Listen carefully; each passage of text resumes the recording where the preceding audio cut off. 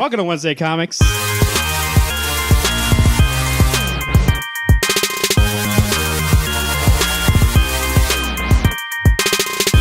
Brought to you by rootsoftheswampthing.com and Siouxpercon 2018 Return to the Con.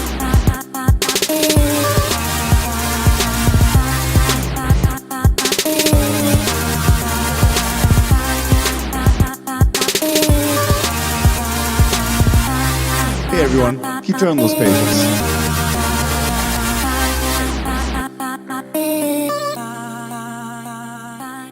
Welcome to Wednesday Comics. To my right, we have an empty chair because he's not here today. So across from that chair, we have Garrett. Garrett, how you doing? Doing good.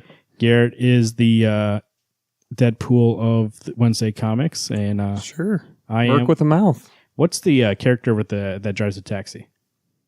I don't know. Is he introduced in this movie? Yeah, Was he was he in the last last one? Yeah, Oh, he's the I same don't remember. guy. I don't remember his name either, but that's who I am. I drive a taxi. I don't drive a taxi. Can you imagine driving a taxi in this small town that we have? It's not that small. Uber, of a town. Lyft. I don't understand, but like eventually, right? I guess no, it's still like 200,000 people, right? Yeah. Okay, I was gonna say eventually you would know everybody. You'd be Right. like, hey, would it be weird? You do Lyft, and then your buddy, like, let's say I was doing Lyft, and then I pick up you. Don't I just not charge you? Like, hey, do you need a ride? Well, no, you have to. I see on their phone they have to like click, like accept, and then it creates an agreement between Yeah, the two phones. I know, but then so- you could just cancel it and then Oh. shut it off, and I could bring you somewhere. You know what I mean? I suppose, but it probably pinpoints. Or like- would I be like, hey, Gary, you're gonna pay for this shit? Let's go. Right. I don't know. I think the Lyft service would notice like that your car's pinging over where you just declined your You know what? pickup. That's weird. Deadpool. When did the first movie come out? What year was that? 2016. They had Uber and Lyft back then. Why is this guy driving a taxi? He's in the wrong business. It's New York, man. Anyways, Deadpool 2 trailer came out. We're going to talk about that for a second. So here's the thing about this movie, and actually stick around to the end of the movie. At the end of the movie, we'll stick around to the end of the movie if you want to. But at the end of the show today, me and Garrett are going to go over the movies coming out this year. So if you're interested in that kind of thing, we'll talk about trailers, comics, movies. That's today's show. And right now we're going to talk about the Deadpool 2 trailer. So now I'm watching this trailer. Some good jokes. There's actually 2 jokes that I didn't like. Oh yeah. That didn't make me laugh, but most of them hit, so we got 98%. But the one takeaway I'll say, and I think is going to be as strong a suit, is the action. Actually looks Awesome. like really great this time around. Not that the first one was that bad, but you can still tell that person was more a comedic director than an action director. And then Right. now Is they it have the same director. No, it's a That's different new one? director. Oh. Tim Miller was the director of the first movie. He left due to creative differences, and they now have the director. Oh, I have it right here. I wrote some notes. The director is David Lynch. He directed Atomic Blonde, and it's going to be his second directorial directed movie. And so the action scenes look great. Atomic Blonde action scenes look great. I never actually got around to watching it, but I heard it had some great action scenes. So I think that's going to be okay. Which in a movie that you have X-Force, I think actually that's what you need to do. Yeah, a lot of heavy action and whatnot. But my only concern from that trailer was how, especially in comedy sequels, if you think about and go back, and I hope it doesn't do this, but a lot of comedy sequels rely on making jokes about the first movie. Oh yeah. Or like doing kind of meta or whatever. Yeah, they do a different joke from the first movie. There'll be a joke in the first movie that people like quote all the time. And for instance, let me give you an example. Rush Hour. I really like that first movie. Then we get Rush Hour 2, which actually I do enjoy, but the jokes in that are, in the first movie he goes to Chris Tucker says, do you understand the words that are coming out of my mouth? Then in the second movie, guess what? Jackie Chan says it. Hilarious. And that's how all the jokes are. Anything that was a joke that Jackie said, now Chris says. Anything that Chris says, now is Jackie in the second movie. Be like, oh God, he said that in the first movie. Right. And you think back to even something like Hangover. In the second Hangover, it's like, remember that first movie? That's all like. It's the same exact plot. They're always like, remember that first movie? Yeah. And so I hope we don't get that. I did see in the trailer already they were talking about like man, they should just stop at the second one. Like they're being meta about it, Right. which I mean, it's fine. That's what that character is. But how much is too much until we're like, yeah, we get it. Like, yeah, this is a sequel, and you're making fun that it's a sequel, rather than having real comedic moments. Right. Just being like goofy and stuff like that. So, because Tim Miller wrote the script last time too, so you're losing that too. I thought the comedy was on the same. I mean, at least what I saw in the trailer was the same beats as the first movie. But the action comedy I do really like, if that makes any sense. The one-liners were kind of like, for me at least. Yeah, I mean, I don't know. I think it's been so long since that first movie came out. I mean, it's only been 2 years, but for me, it's like I haven't watched it since theaters. Yeah, me either. Some of those things I don't remember. I do love, for some reason, I love whenever they use like classic like 70s songs in like a trailer. Yeah, that's good. I mean, that's pretty funny. I did make you saw here. It made me laugh when I heard the first couple tones. Like I laughed at just the idea that song was going to be in the movie. So I'm just saying it has the chance of going the wrong way. I'm just hoping that everybody involved knows that sequels have this hurdle to go over. And instead of being lazy and being like, let's just refer to that first movie. People like that first movie. Let's make it like that. I mean, that's basically what happens, right? They're like, oh, people like that first movie. Let's make the same movie. But obviously we can't make it one for one. So guess what? We'll change a couple of jokes around to be the opposite of what they think. But it's the same joke. It's just somebody else is saying it.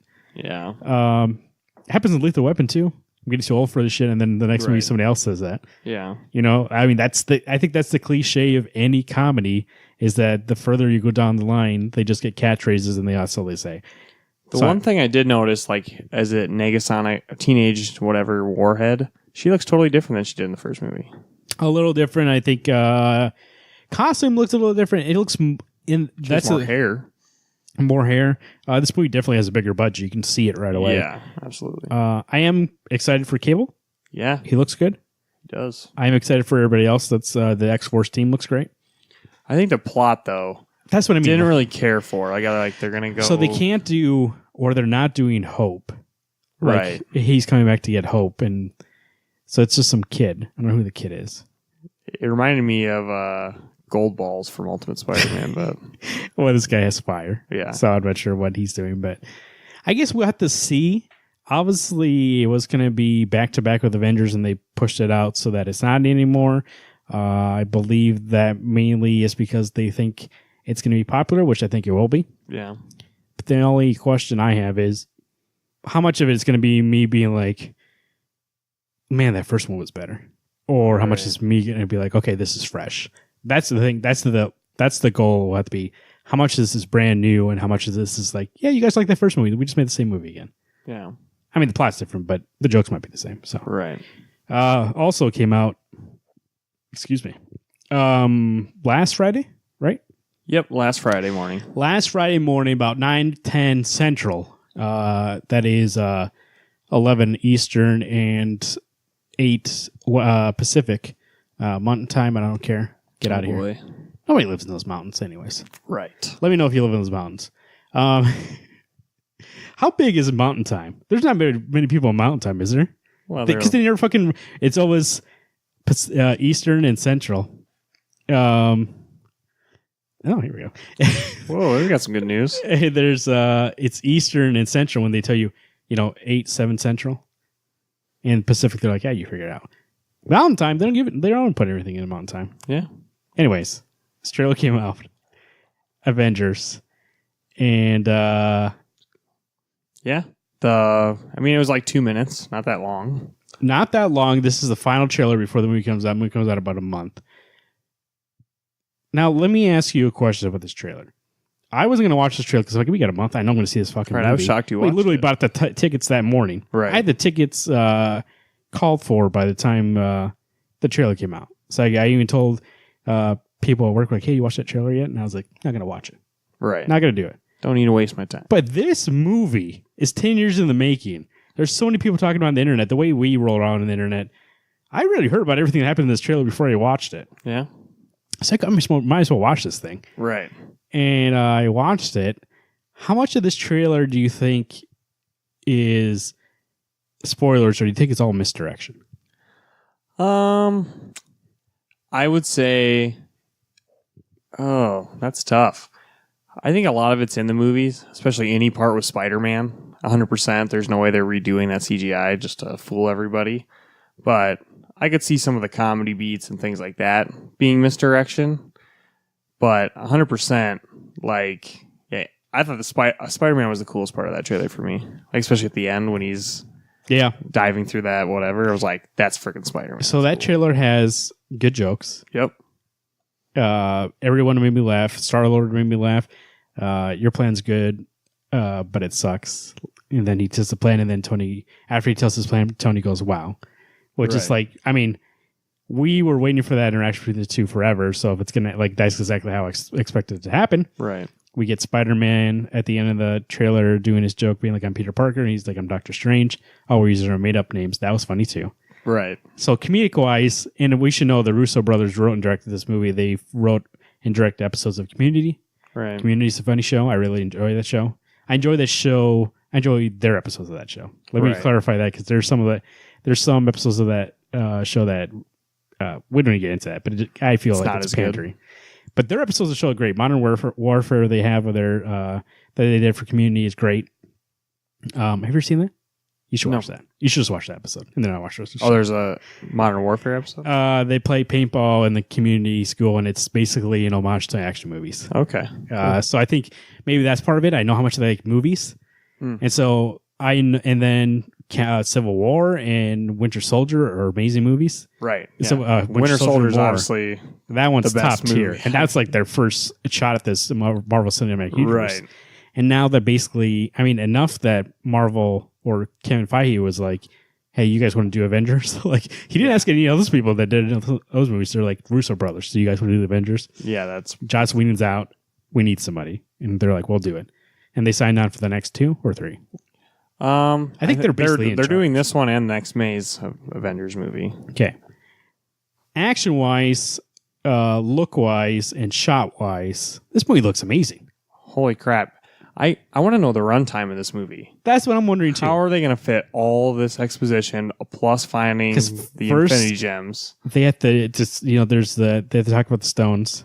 Which I'm sure they'll do in the opening sequence. Like, because we see it in the trailer. Great stones. Blah, blah, well, we blah. see Gamora talking about it. Yeah, right. She talks about he needs to get the Infinity Stones and talking to Tony about it. So that has to happen. But also, everybody has to meet. Or at least these small groups of people have to meet. Right. Thanos has to come. And then he has to try to get the stones. So literally you already have 4 acts that are just action pieces. Not counting the fact you have to have character moments. You have to have, setting up for whatever the next movie is going to be. Like, there's a lot of stuff that has to happen. Is there runtime out there? I'm not sure. I haven't seen it. Now imagine this. Runtime comes out, hour and a half. The movie's going to suck. Holy. It needs to be like no 2:45. Yeah, it's got to be almost 3 hours. Because there's so much. You're right. There's so much exposition, so many character interactions, and like you have to have more than just like it's like Tony mixed with the Guardians of the Galaxy, and you need other characters mixing. The good part of it is you spent 10 years building this universe and these characters. Is that when you have Spider-Man and Doctor Strange meet, you know who they are already. You know how they're going to act, and all you have to see is them getting to know each other. You know what I mean? So you don't have to set up being like, you don't have to reteach the audience who these people are. Instead, you just have to show them interacting. So that'll cut some time. Yeah. But you still have to show them interacting and trying to be like, and getting each other's trust in that short amount of time to be like, a guy's coming to destroy this world. We need to work together. And here's why. You need to know that I'm on your side. There was a moment with Thor and the Guardians when Thor's doing the lightning thing. Obviously, he's probably right after the Thor Ragnarok end credit scene because we see Thanos' ship show up. Right. So I'm assuming, and then Guardians must find him or do something. So I'm assuming that's the first scene. Chronology, it is. We've seen the beginning of that scene already. Right. So that's going to happen. I mean, might as well start the movie out with an action scene. And then maybe you have all this. What's he going to use? He's just Thor, I mean. He's not using like Jarmbajorn or anything like that, is he? Yeah, he is. He is using Jarmbajorn? Okay. I think so. I can't remember if I saw it or not. Yarnborn, yeah. So that's the thing, Deadpool, I was talking about how much are you going to make this different. Avengers, I know they've proven already that they can make these movies. My question is, and I think it's your question too, how is it too much for one movie? I know another one's coming, but it used to be part 1, part 2, remember? Right. And then they cut that loose and said, no, this is Infinity War. And they haven't told us what the next movie is about. Right. And is that because it's going to spoil what happens in this movie?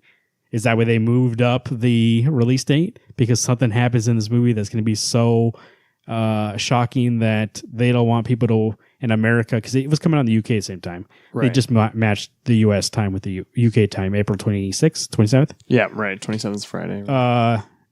Does something happen in this movie? And it's going to roll to my next point. Is it going to be the Infinity Gauntlet, snap the fingers, and the universe is gone? And like, that's how the movie ends, cuts to black, and you're like, what's going on? And then that's why Infinity, like the next movie, there's nothing there yet because they're going to have to be like, what happened? They have to like, the after credit scenes will probably explain what happens. Maybe we'll find, maybe Silver Surfer will show up. Maybe that Fox deal's going through. Oh, that'd be cool. Because he's supposed to be, and that's the thing. Is this based on Infinity, Jonathan Hickman's thing? Because a lot of it looks like it is. Right. Like most of it does in that trailer. Because we know, and I think you've seen this picture too, that they had Infinity Gauntlet on set and were bookmarking things to be like, this is from this Infinity Gauntlet. There's only one thing I really saw that was from Infinity Gauntlet. All the rest is from Infinity. And Jonathan Hickman even commented that, hey, when I was running that Avengers run, people used to give me shit about it not being like Avengers, and guess what? Now we have a movie about it. Right. So was it pivoted from being about Infinity Gauntlet to be more like Infinity because they were like, oh, this is more cinematic? A, do you think that is the possibility? Or do you think it actually is more Infinity Gauntlet? We just haven't seen any of that stuff yet. No, I would say Infinity would probably be the more modern story because I've read Infinity Gauntlet. And it's good. It is good. That George Perez art's good, but that's obviously mainly... that story is a part of many other Infinity stories. So for everyone to be like, oh, Infinity Gauntlet is like the best material you can adapt out of, I'm like, it's like part 2 of a whole story. Yeah. So we know the Black Order, that's from Infinity. Right. We know they have him attacking Wakanda, that's from Infinity. Plus, Mephisto plays such a huge role. And I mean, are you really going to introduce Death in this movie? Yeah, and Silver Surfer is supposed to be the main person who comes to Earth to warn them, and now you have the Guardians doing it instead. And Bruce. That's the only thing that I noticed the same. Bruce in that, not this trailer, the last trailer where he was in the rubble, like he's like looking around, be like, what happened? He fell from space. In Infinity Gauntlet, Silver Surfer does that. They find him like that. And if you look at it, it's almost page for page the same thing. Oh, really? That's the only thing that I'm like, oh, that's the same thing. Everything else is like the Black Order they have. They have, they're attacking Wakanda. They're looking for the stones. He's going to... But he's not going... The only thing that's going to be different is he is going for the stones. In Infinity, he's going for his son. Right. The idea is to trick them like he's going for the stones, but he's actually looking for his son. So that... I don't expect him to do that. But my question is like... Once again, though, are you adapting 2 different things? Like, how much is too much in this thing? What I'm thinking is Infinity Gauntlet stuff is more like history mythology, whereas actual plot is coming from Infinity. Because like they do kind of like, think about like Silver Age, Bronze Age stuff. They kind of like go super meta to like explain it to you. So like, because that obviously if you go into a Marvel movie and you're super confused, you're going to lose the audience. So to explain like the gravity of the Infinity Stones, I mean, to people that have no freaking clue what those are, I mean, you got to start somewhere with that. Yeah.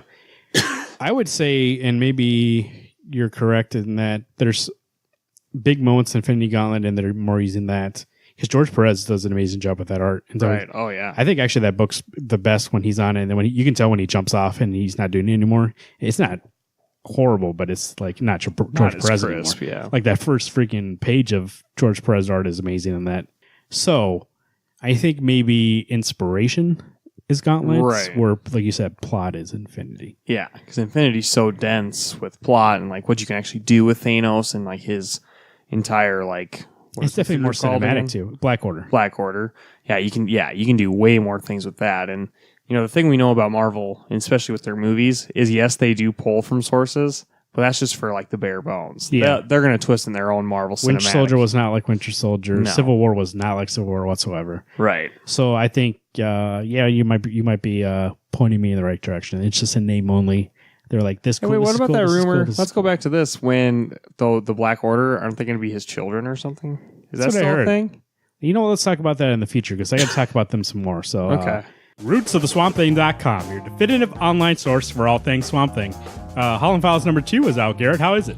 Holland File 2's was awesome. A lot of cool like images that you haven't got to see in Holland Files number 1. So definitely looking forward to finishing this bad boy. And that's not the only thing. If you want to learn more about Swamp Thing, Alex, where would you go? You're going to go to rootsoftheswampthing.com. Make sure to stay in touch at rootsofswampthing.com on Twitter at DC World Swampy, facebook.com/rootsoftheswampthing. We'll wait on that and we'll Get on some books. let's talk about some comic books for the week of March 21st, excuse me, Yep, 21st. 2018. You know what? I'm going to say it up front, and you're going to hear about it today on the show. I'm going to say it's one of the best weeks we ever had in comics. Holy cow. So many great books. I took my time more than I've ever had reading this many books. Or maybe now. just the ones we picked. But Yeah, true. the ones we picked, minus one because I forgot to read it. And I'm Yeah. assuming from hearing from you, that would have been the clunker of the thing. Right. It wasn't like the best. So we're just going to talk about these 5. And I think these 5, let's start with Batman number 43. This is Tom King, Mikhail Hanin. It is the part 3 of the Ivy story. Yep. What's the story called? I don't remember what that's called. Probably say right there on the title page. Everyone loves Ivy. So Ivy still has control of the world, right? And we Yep. saw in the last issue he's called Harley Quinn Puddin'.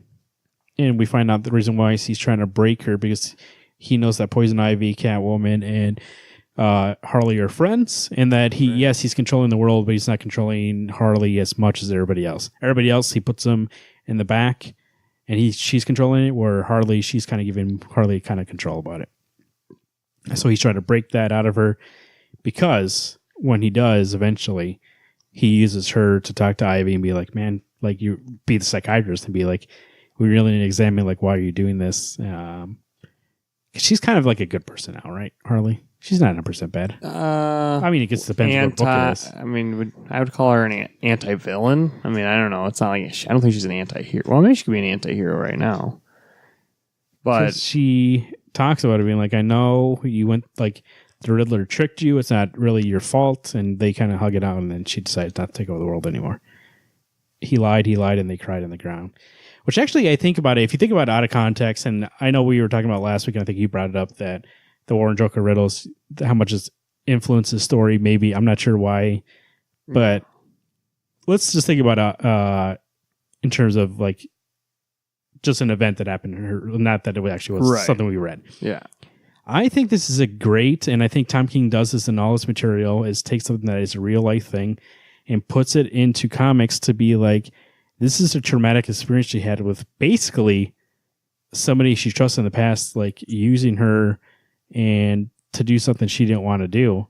Right. And now it's traumatized to a point where she's going to try to, like, make everybody else suffer in her life because that's the way she feels.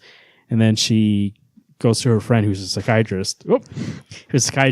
And she's like, it's not your fault. He lied to you. And then she's like, yeah, she finally realizes that the way to save the world is not by controlling everything, because you didn't have control at one point. Right. The way to save the world is to understand that you can only do so much for yourself, and you have to be able to forgive yourself when you make mistakes. Right. And I was reading this being like, Tom King in this last couple like arcs, it's been going deep on this Batman. He has. He's really getting down to all the emotions, and I think that's prime. I think that's needed, especially when, he's obviously has to break down himself emotionally to be able to get married. Yeah. So, like, this is kind of like segueing into him, like, seeing other perspectives and things like that. Because, like, let's be honest, Catwoman is a villain. I mean, she started out as a villain, and it's not fair for him to open himself up to Catwoman and, like, alleviate her of her sins, and then, like, everybody else, it's like, nah, you're still fucking evil.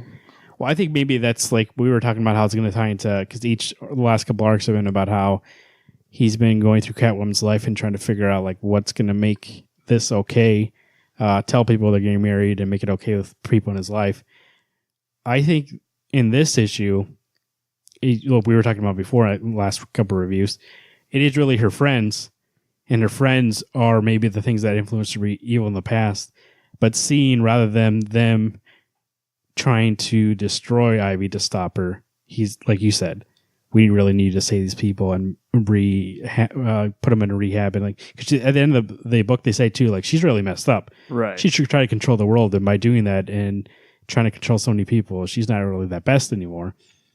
But I think at the end, when they're in bed together and they're talking about it, Catwoman is happy that Bruce was like, yeah, you really helped my friend out there. And right. now we're okay. Did the best for her that he could instead of just like throwing her in Arkham and having everything happen all over again. It was really good. That Hanin art. Yeah. We know that guy's top notch. Holy cow. And you know, this is like one of the first, like, I'm not saying Hanin, I mean, obviously amazing art, but sometimes when he does the traveling art, I always get sometimes lost. Like, it hurts my head. Yeah. But in this one, it worked really well. I think the plant work is really great by him. You know what I mean? Like those. Wow, those so intricate.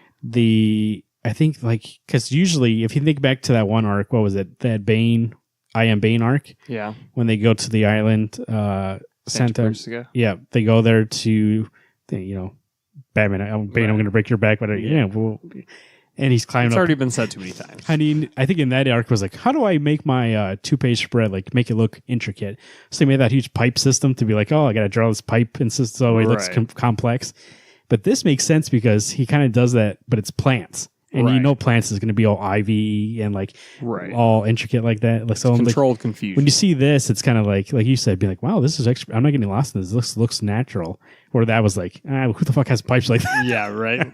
Like, why is that section not in? Great work. No, Jordi Belair. I think we got June Chung on colors. So, but it still looks great. Yeah. Jordi taking a break probably from her 15 books to do something else. But even scenes like this when he's jumping out with Harley, it's just like carries your eye. You see it all. It's great action, and there were some good comedy beats. There's good comedy beats. I was going to say it's not also like we were talking about before about it being very heartfelt, but also very entertaining. Right. So it's not going to even leave if that stuff really doesn't matter to you. You don't get that kind of stuff. It's still a great Batman story.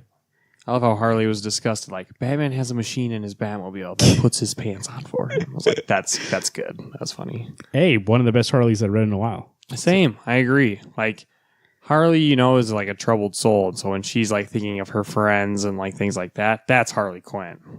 When she's obsessed with stealing things and like beating shit up, it's like... I think that she works in this because she's humorous. Like you said, that joke was funny.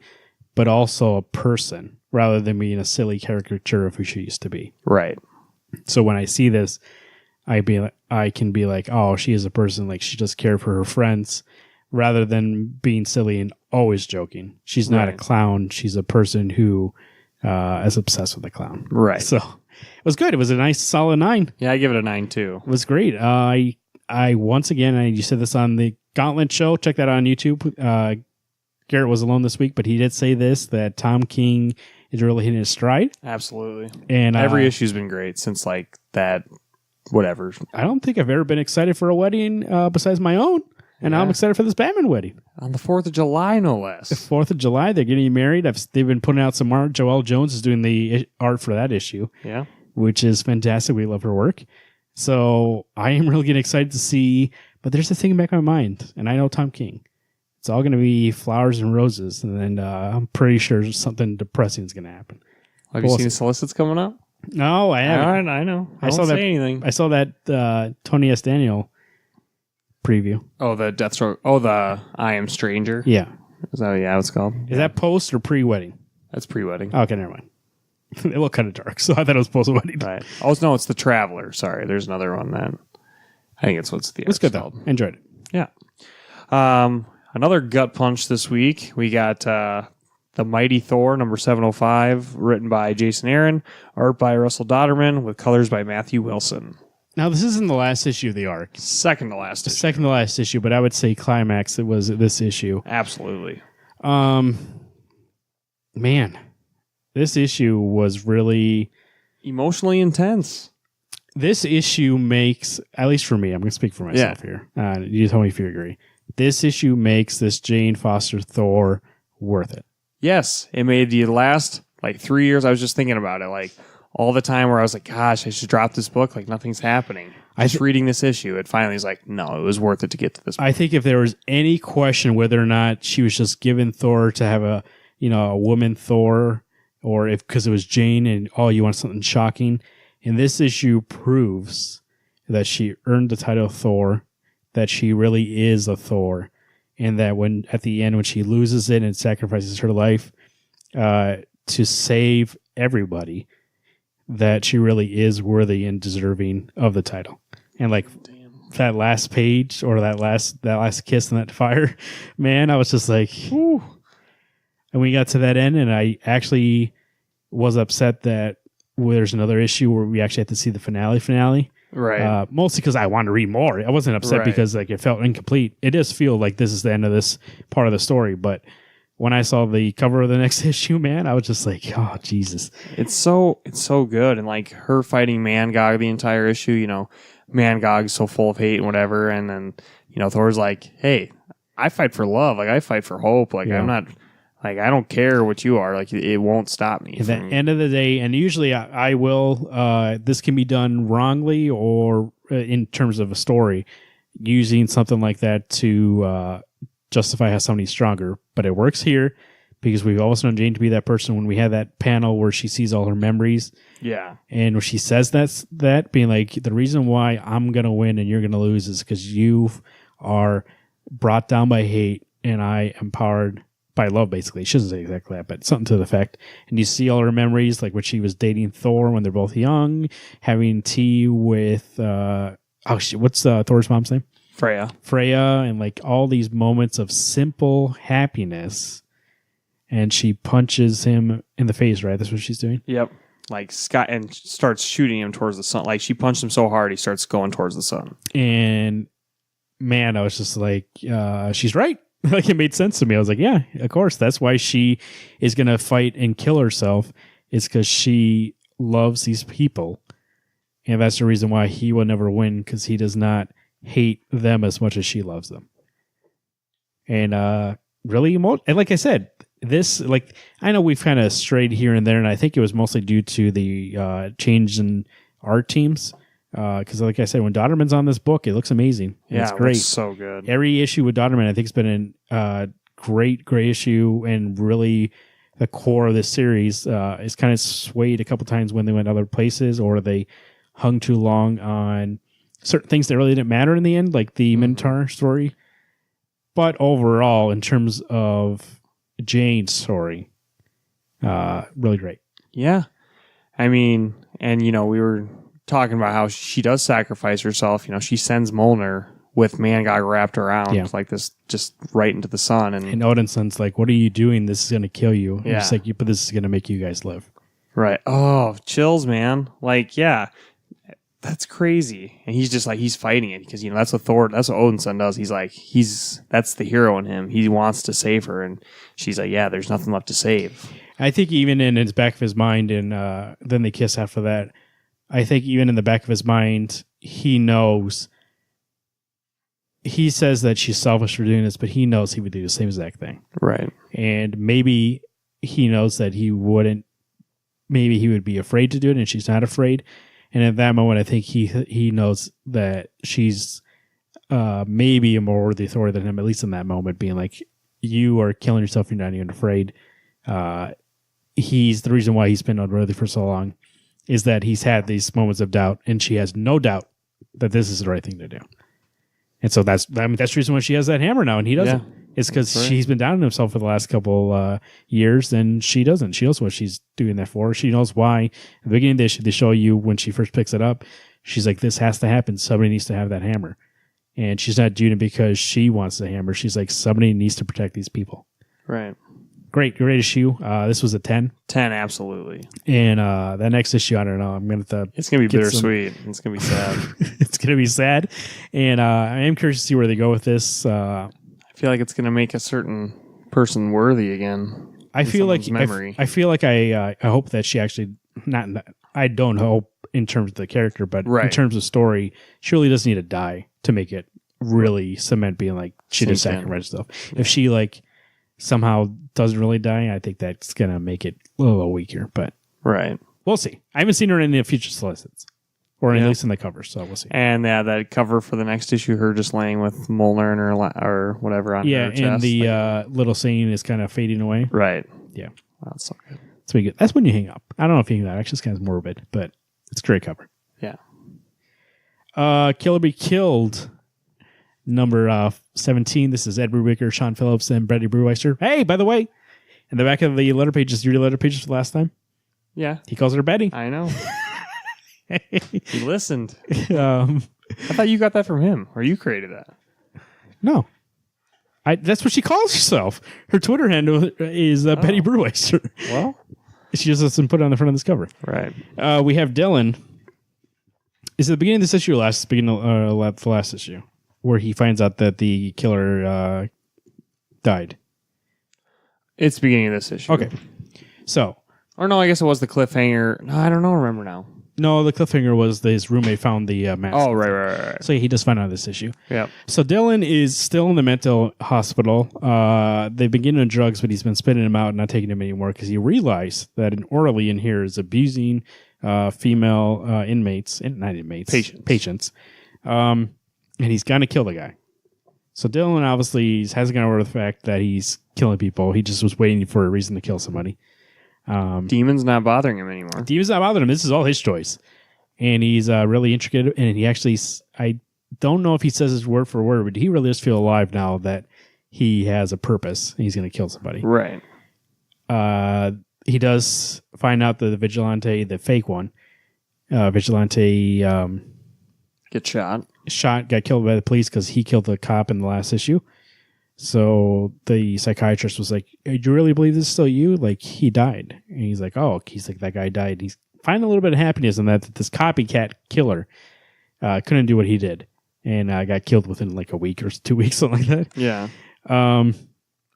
I thought this issue was really great. It's really tense.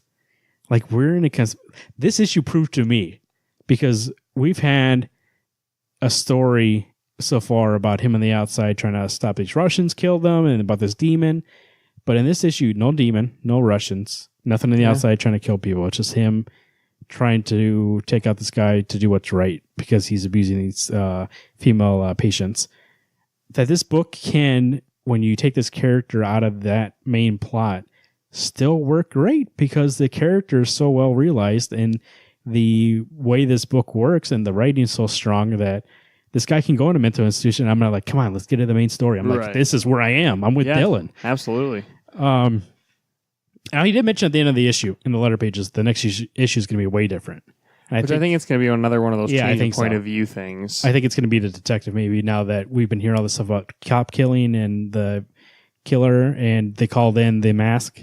I got a prediction about that. I feel like those are two different timelines, and then that's actually his roommate who was the copycat, because he finds his mask and stuff. Oh. So I think that he's the one. You think that's why they never talked about it? Yeah. He's like, oh shit, I forgot to tell you guys about that. Right. Which, by the way, if you go back to the beginning of this podcast when the first couple issues came out, I hated how Dylan talked to us. But I think eventually, if you go back to midway, I think we kind of talked it out, and we're like, I think he's talking to somebody else. Like, he's talking to like cops, like he's confessing. Right. So when he's like, oh shit, I forgot to tell you about my roommate, I actually was like, oh fuck, I forgot about that. Yeah. I was like, yeah, what happened? But I'm not sure if we're going to know the next issue or if it's going to take a little bit, but there's so much going on in this book, and it's so well done. I don't care what Dylan's doing. I am on board 100%, and it's so like page turning, being like, what's going to happen next? What's going to happen next? Yeah, very intense. And I mean, I think I give it to, Sean Phillips, along with the writing, like his use, like those scenes where Dylan is interacting with the killer, or not the killer, the molester, basically. Yeah. Like, there was so much tension in the snow and everything. The snow scene was so tense. Yeah, I was getting chills. I was like, he's going to die, like, really brutally, and then it doesn't end up happening. No. And I was just like, holy crap. But, I mean, that's just what they do. They keep the tension high, and, like, you almost think like, hey, I always think about that Halloween issue where he like kills the guy and just like talks to Kira on the phone, like, where are you? Like, I'm like, he's totally fine. Like this is just another instinct mode of him, just like I'm going to kill this guy. I don't care. That's what I mean. He didn't feel him. comfortable in this place until he's like, I can kill somebody, and he's in that killer mode. Then now this is Dylan that we've seen that he's 100% there and knows what his purpose is in life when he has somebody to kill. Right. When he doesn't, when he was done with the Russians, he's like, I guess I got to go turn myself into a institute. I got to get better. I don't know what to do. And now he's like, I got to still kill people? Okay. I'm cool. Right. And I think it really is a great story to see that this killer, like, if you try to relate it to real life events, this killer realizes that he needs help. And then when he gets into the mental institution, he talks about, it's this devil's trying to trick me. Like, he wants me to be in here and then to get medicated and then get out. Like, he's playing games. And it's just like, this dude's so fucked up. Yeah. That I don't even believe. Like, the demon came back. I don't believe that it's really a demon. It's just him being messed up, being mentally ill. And now he went to the mental institution to be like, I'm going to get rid of this. But now the demon's not even around. And he's like, nah, I think this is my purpose still. Like, he's still going to kill people. Did the demon... was the demon in the last issue at all? No, I don't think so. Okay. Because I was thinking... He was in the first issue of the mental institution. Right, like, taunting him. And then he just went away. Right. But then, like, how much is that of Dylan? Like, when he got medicated, the demon went away. Oh. Right. And then now he's not medicated anymore and it's going to come back, maybe. You're right. So, like, how much, like, it's probably not real. Wow. And now he, in his mind, is being like, the guy, he hasn't been around here forever and he's playing games. And so now, is he more dangerous now that he went to try to get help and he didn't believe he needed help after a while? Because he says, when I first came here, I really think this place was safe and I was trying to get help. But now it's like, hey, just trying to keep me in. And it's like, is he going to be worse now that he's coming out there? It's so good. And I think we said me and Alex said on the me and you said the forecast. Yeah. Dude, I'm getting these weeks messed up. Last week you weren't here. I know. We'll get the three to be united at some point again. On the forecast, I think you said on the gauntlet, I think we've said over and over on this show, this is a book. Do not wait until this is over. This is the book you need to be on. This is a book you need to be getting trades on. They keep you up at a constant pace. These trades come out when the last issue of the arc comes out. They're not trying to play games here. They're trying to keep you involved in this thing. And they have a definite end involved. They said in one of the letter pages. Yep. He's not trying to write a 100-page story. They do have a story they want to tell, however many issues that takes, whatever. Yeah, but it's not going to be that long. And if you really do like, and they talk about at the end of this one, that he really does like character books instead of being a book that has a lot of plot. And I think we talked about on the show before, a lot of times it's not how convoluted and involved the plot is. It's about, do I care about these people? Yeah, character study. And every single person in this book, even like Kara, when she comes to visit him and she's so upset that he's not there when the last issue when he's so drugged up, you still feel bad being like, man, this is her boyfriend.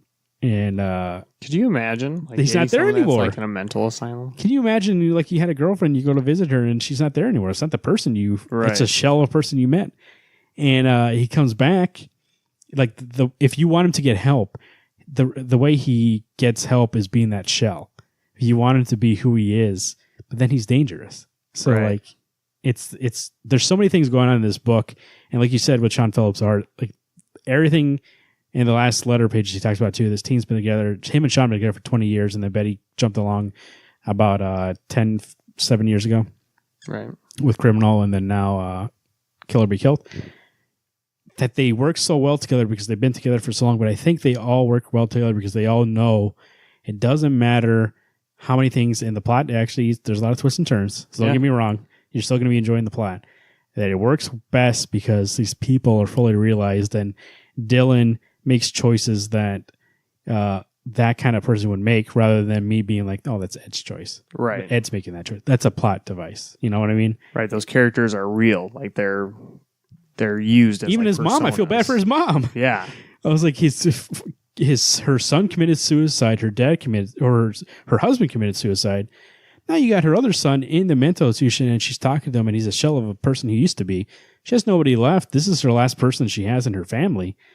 And even in that like 4 panels she was in the last issue, even those ones, I'm like, I feel bad for her. She's almost catatonic too herself. Yeah, like what you would be too. Your whole Right, family, with all that depression. Yeah, your whole family committed suicide, and then you got one person left, and they're almost at that state. It's like you feel bad for the guy, but also he's not really that great of a guy if you think about what he's doing. But then also it's like, is it really his fault because he's mentally ill? Well, he tries to get help, and then also he doesn't believe that also. So there's a lot of, and then it's like the help that he tries to get is not really the best kind of help. They just drug him up. And then the orderlies aren't really like the best of people either. So it's a world of bad people. And they talk about this. World's not fair. Oh, that was like the best line in this issue, by the way. When you're a small kid, you think everything should be the way that you're taught and the way they teach you the world works. And then you grow up and realize none of it matters because the bad guys always win at the end of the day. Right. Is Dylan a bad guy who's going to win at the end of the day? Or is he a good guy that needs help? And that's, I think, where we're at right now. Right. God, it's so fucking. That's I know there's so many like levels to like your psyche and everything. It definitely is my favorite book right now. Coming out right now. It like It's everything about, at least for what like I wanted in a book. That's this. Yeah, and I'll say it again: get on their train because like whatever material that Phillips, Brightwester, and Brewbreaker are putting out, you need to be on. And like I said on the forecast, the only people I want to recommend this book to is somebody who's like, I don't really like getting that kind of deep with my books. I like fun books. Yeah, that's not for you. Yeah, it's some fun. Anybody else that enjoys dramas, thrillers, anything like that, that enjoys a character study, a study on real life, like how to like, anything going on in the world right now and why people do certain things. Like this book is examining those things, but also being entertaining in a way. But it's just a show of, it might be, I'm going to put this out there. Whoa. We might get something back about this. I'm going to call it, though, the best team working in comics today putting out one of the best books today. No, I'd agree with that. I'd 100% agree as a with team, because he said, teams get together for like a run or a book, and then they never work together again. They've been together for 20 years. that. Right. They've been putting out comics. And I think right now, I love their other comics, but if you're going to be, I think right now, and we'll look back at this later, Kill or Be Killed is one of their best works. Did you read one last thing about this? The letter page where he's like, you know what? As much as I've been loving focusing on criminals, right now I'm getting back into detectives. And I saw that and I thought of you right away. I was like, oh, fuck. I bet Marvin's like freaking out right now. His next story is going to involve a detective. Plus, a key to this book, those bonus pages, he also recommends stuff.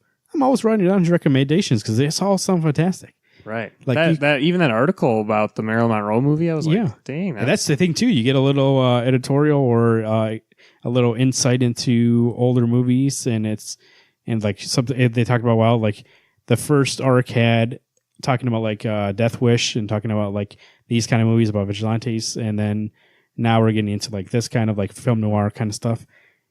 That stuff is really interesting, too. So like even if you're reading this and you're like, man, I really do like the style of this. That kind of stuff is more being like, there's more of this, and this is how we examine that kind of work to comment on with this kind of work. Right. Parallels. I mean, I don't think they collect that stuff in the trades. Nope. Right. So I remember because I read an issue of the back issues the letter pages of the Fade Out, and Ed Brubaker's a huge fan of print comics. Yeah. So he says he'll only give those out in exclusive right, print. and comics. he's not putting that stuff into a trade. No. Yeah. So I would get this book. It's amazing. 10 Yeah. for me. 10. So great. So great this week. Yeah. Oofda. Oh boy. Let's just keep the tears flowing, man. We got Department H number 24, written by Matt Kent, with art and colors by Charlene Kent. Or did I do that right? No, colors by Charlene Kent, art by Matt Kent. Yeah. That first page, you just open it up. Matt talks about it's the end of the issue. He usually writes a goodbye letter in the last issue of his books, and talking about how this time he decided he doesn't feel so worn out as he did with my management because he has his wife to help, he has other people to help him with lettering, and that he actually is ending this book on a good note, being like, I don't feel worn out. I can feel like I work on something else. But this book really is close to my heart, A Labor of Love. Yeah. And then here's the issue. I like that he opens it with a letter. Yeah, I know. That's cool. And leaves the story to tell the rest of the message. I know. That way you can end the story and not have like a goodbye at the end, because I think it kind of breaks you out of the story. So he's like, hey, real quick before you read the story, let me say goodbye, and then here's the story. Oh. So I think it's a good way to put it. You know, I was thinking about when I was reading this issue, and I'll just start with this up front. I really did love this issue. Yep. With this issue, and I think we might have talked about it, is really, because we're like, is the last issue going to really be like a plot ending, or is it going to be like a character ending? It really is a character ending. Like, it really takes this character and like it puts her to rest instead of the story to rest. I think we figure out the mystery in the last issue. Right. And I think we really don't need to know more about that. They really don't go into it that much. It more is about why she went there, her relationship with her dad, and why she decided to do what she did. Because even there's a point when she's walking by the docks and there's a homeless person, her dad's like, oh, don't pay attention to that guy. Right. Or a homeless lady. Don't pay attention. People should be able to, if they really wanted help, they would get help. And it's just like, and she was sitting on her bed and her mom comes up. I think it's the first time we've seen an interaction with her and her mom. Yeah, Is like that actual right? vocal words and everything. Yeah. And it's the first time we learn, like, this is where she found her compassion. And her mom goes, if you can be kind, you should always try to be kind and compassionate. Like, the world has too many people that aren't, that you really need to add to be compassionate and kind. And she goes out and gives that person food. And then it really kind of, in a way, you know how at the end of mysteries, you kind of get like that moment where you're like, oh shit, and you realize stuff throughout the issue. Right. I think the mystery part of that was last issue. But for character-wise, in this issue, you now realize, like, why would she doesn't care. Like, why would she go down there? And we've seen all this stuff, like, but if she has the chance to do the right thing, she's going to do it. Yeah. And then now why is she going to sacrifice her for this cure? And she's going to go up there and try to save the world. She gets stuck on an island. We see she has time to re-examine her life. And then she's trying to decide what to do with it because people told her, oh, get rid of it. They're just going to try to sell it. But then other people are like, no, you need to give it to people who need to live. And she decides, we find out what she wants to do with it at the end because of what her mother said. If you have the chance to be compassionate and kind, you should be compassionate and kind. And she tries to save the world. And then that ends with her holding it, looking out to a boat coming in to pick her up. And you know what? I couldn't have wrote a better ending or thought a better ending. There's no other way. No, there's no way I would have ever thought of the way that this ended. Because I think if you could do, like I said, like a plot thing, she could have went back. They could have took the cure and be like, okay, let's figure out how to save people. And it would have been a plot ending. But character-wise, man, that last panel of her looking out and seeing that boat coming and her making that decision to use the cure, and we know that. I don't need to see her, like, what happens post that. Right. I just need to know she made the decision, why she did, because of her mother. This person that we saw all this hate, all this fighting was over her mother, and how her mother kind of was more of this plot device to be like, why did these two not like each other? And were they treating her okay? And then you realize at the end, like, her mom was this person that really shaped who she was. I don't know, like, something about this issue when I was reading it was like, in a way that stories in the past have been like a father-son thing for me. Right. And I've been reading it. It really is a great mother-daughter thing to see this and see how she shaped her. And then I don't know, you actually have to read this issue. Right. I don't know if I'm not explaining it well at all. No, I think you're doing a good job. I mean, decent job. I mean, it's very, the art is really telling the story in this. Charlene and Matt together. And I hope that they do more work together. And I think they are going to do more work together. Yeah. Nothing's been announced, but I would assume that, like, there's no way you're going to be like, he kind of like alludes to it. That, yeah, like, he kind of. We kind of found our stride with this. She was. Yeah, he goes, because she wasn't only my colorist, she was my collaborator. Right. And maybe that's why this last issue is so strong about the mother-daughter thing. Man, there's some great panels in this that really just, when we always say let the art tell a story, it really does. Yeah, and I mean, you can tell that when Mia gets on the island, like what we're seeing, that's like 4 pages, is literally like a long period of time. And you eventually see the sub of her, obviously now dead compatriots, like washed up on shore. Like, she finds the necklace that Lily had. So, like, it's like very depressing, but also very hopeful. Like, her whole team's dead. She's the last surviving member. And, like, I love when it gets to the last, like, thought bubble before going to the flashback. It's like, it says the last day. Like, the last day that, she was on this island alone. She's, like, ready to give up. She's sitting on shore. And then it flashes back to the scene with her mom, where you were just saying, Marvin, like, yes, if you're going to be compassionate, like do so. And like that final page, like she's like ankle deep in the water, like heading towards the boat. Like that last page, does it have any word dialogue or anything on it? Or is it just blank? This one here? Yeah. No, it's just blank. And I don't think she says that, and then we get that where she's holding the cure in her hand, right? And she sees the boat and she's like waiting for it. Yep. We don't need her to be like, and I used the cure. Or I decided, like, I know from that. Like the art telling story. the art, it's not holding your hand. I mean, you just got to use your brain and see. I think maybe that's the whole series, right? Yeah. You would say so, like the clues and everything like that. Like, there's never been a moment where it's been like, hey, we're going to tell you what's happening in this book. Here's this clue, this clue, this clue. No, it shows you the clues, and you got to figure out where they make sense. And if that turns you off, this isn't a book for you. But if you enjoy a subtle way of storytelling, Matt Kent and Charlene Kent did a great job of that in this whole series. And that this issue, it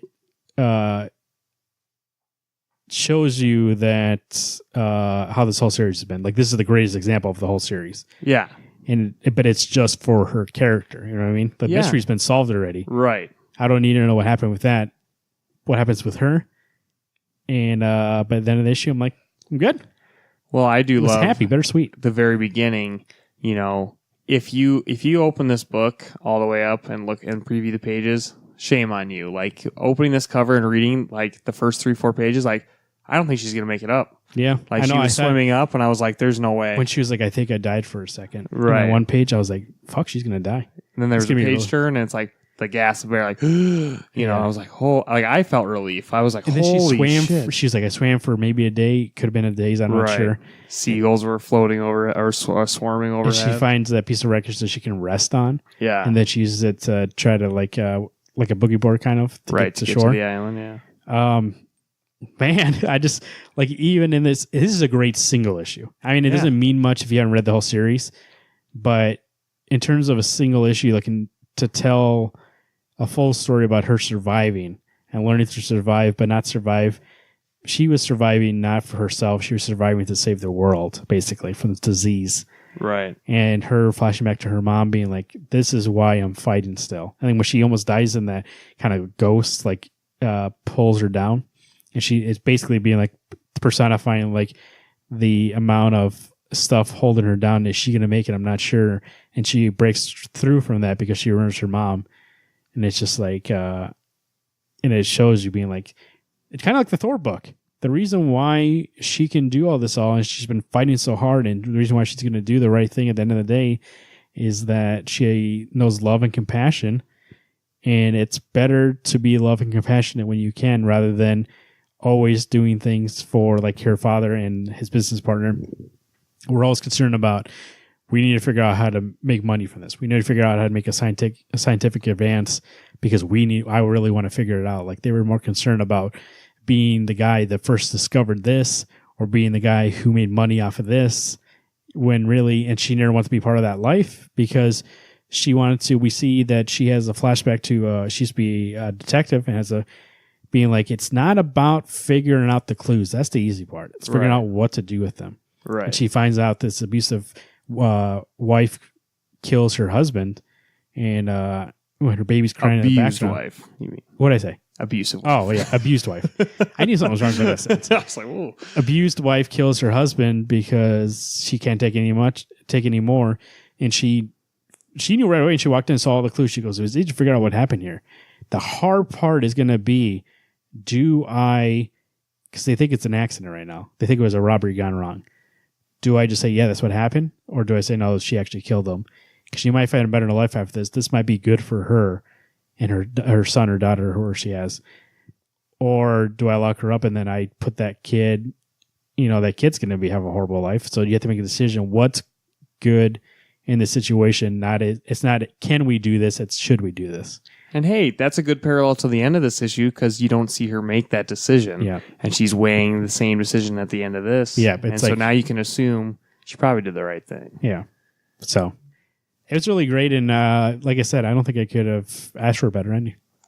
Me either. I mean, I just love paralleling this story with like us as Wednesday Comics. Like we've been reviewing this book since the beginning, and like 2 years has gone by in this, 2 years has gone by on our show. Like it's very bittersweet that and really fun because I think this is the only series I can think. I mean, there was in some minis, but in whatever events.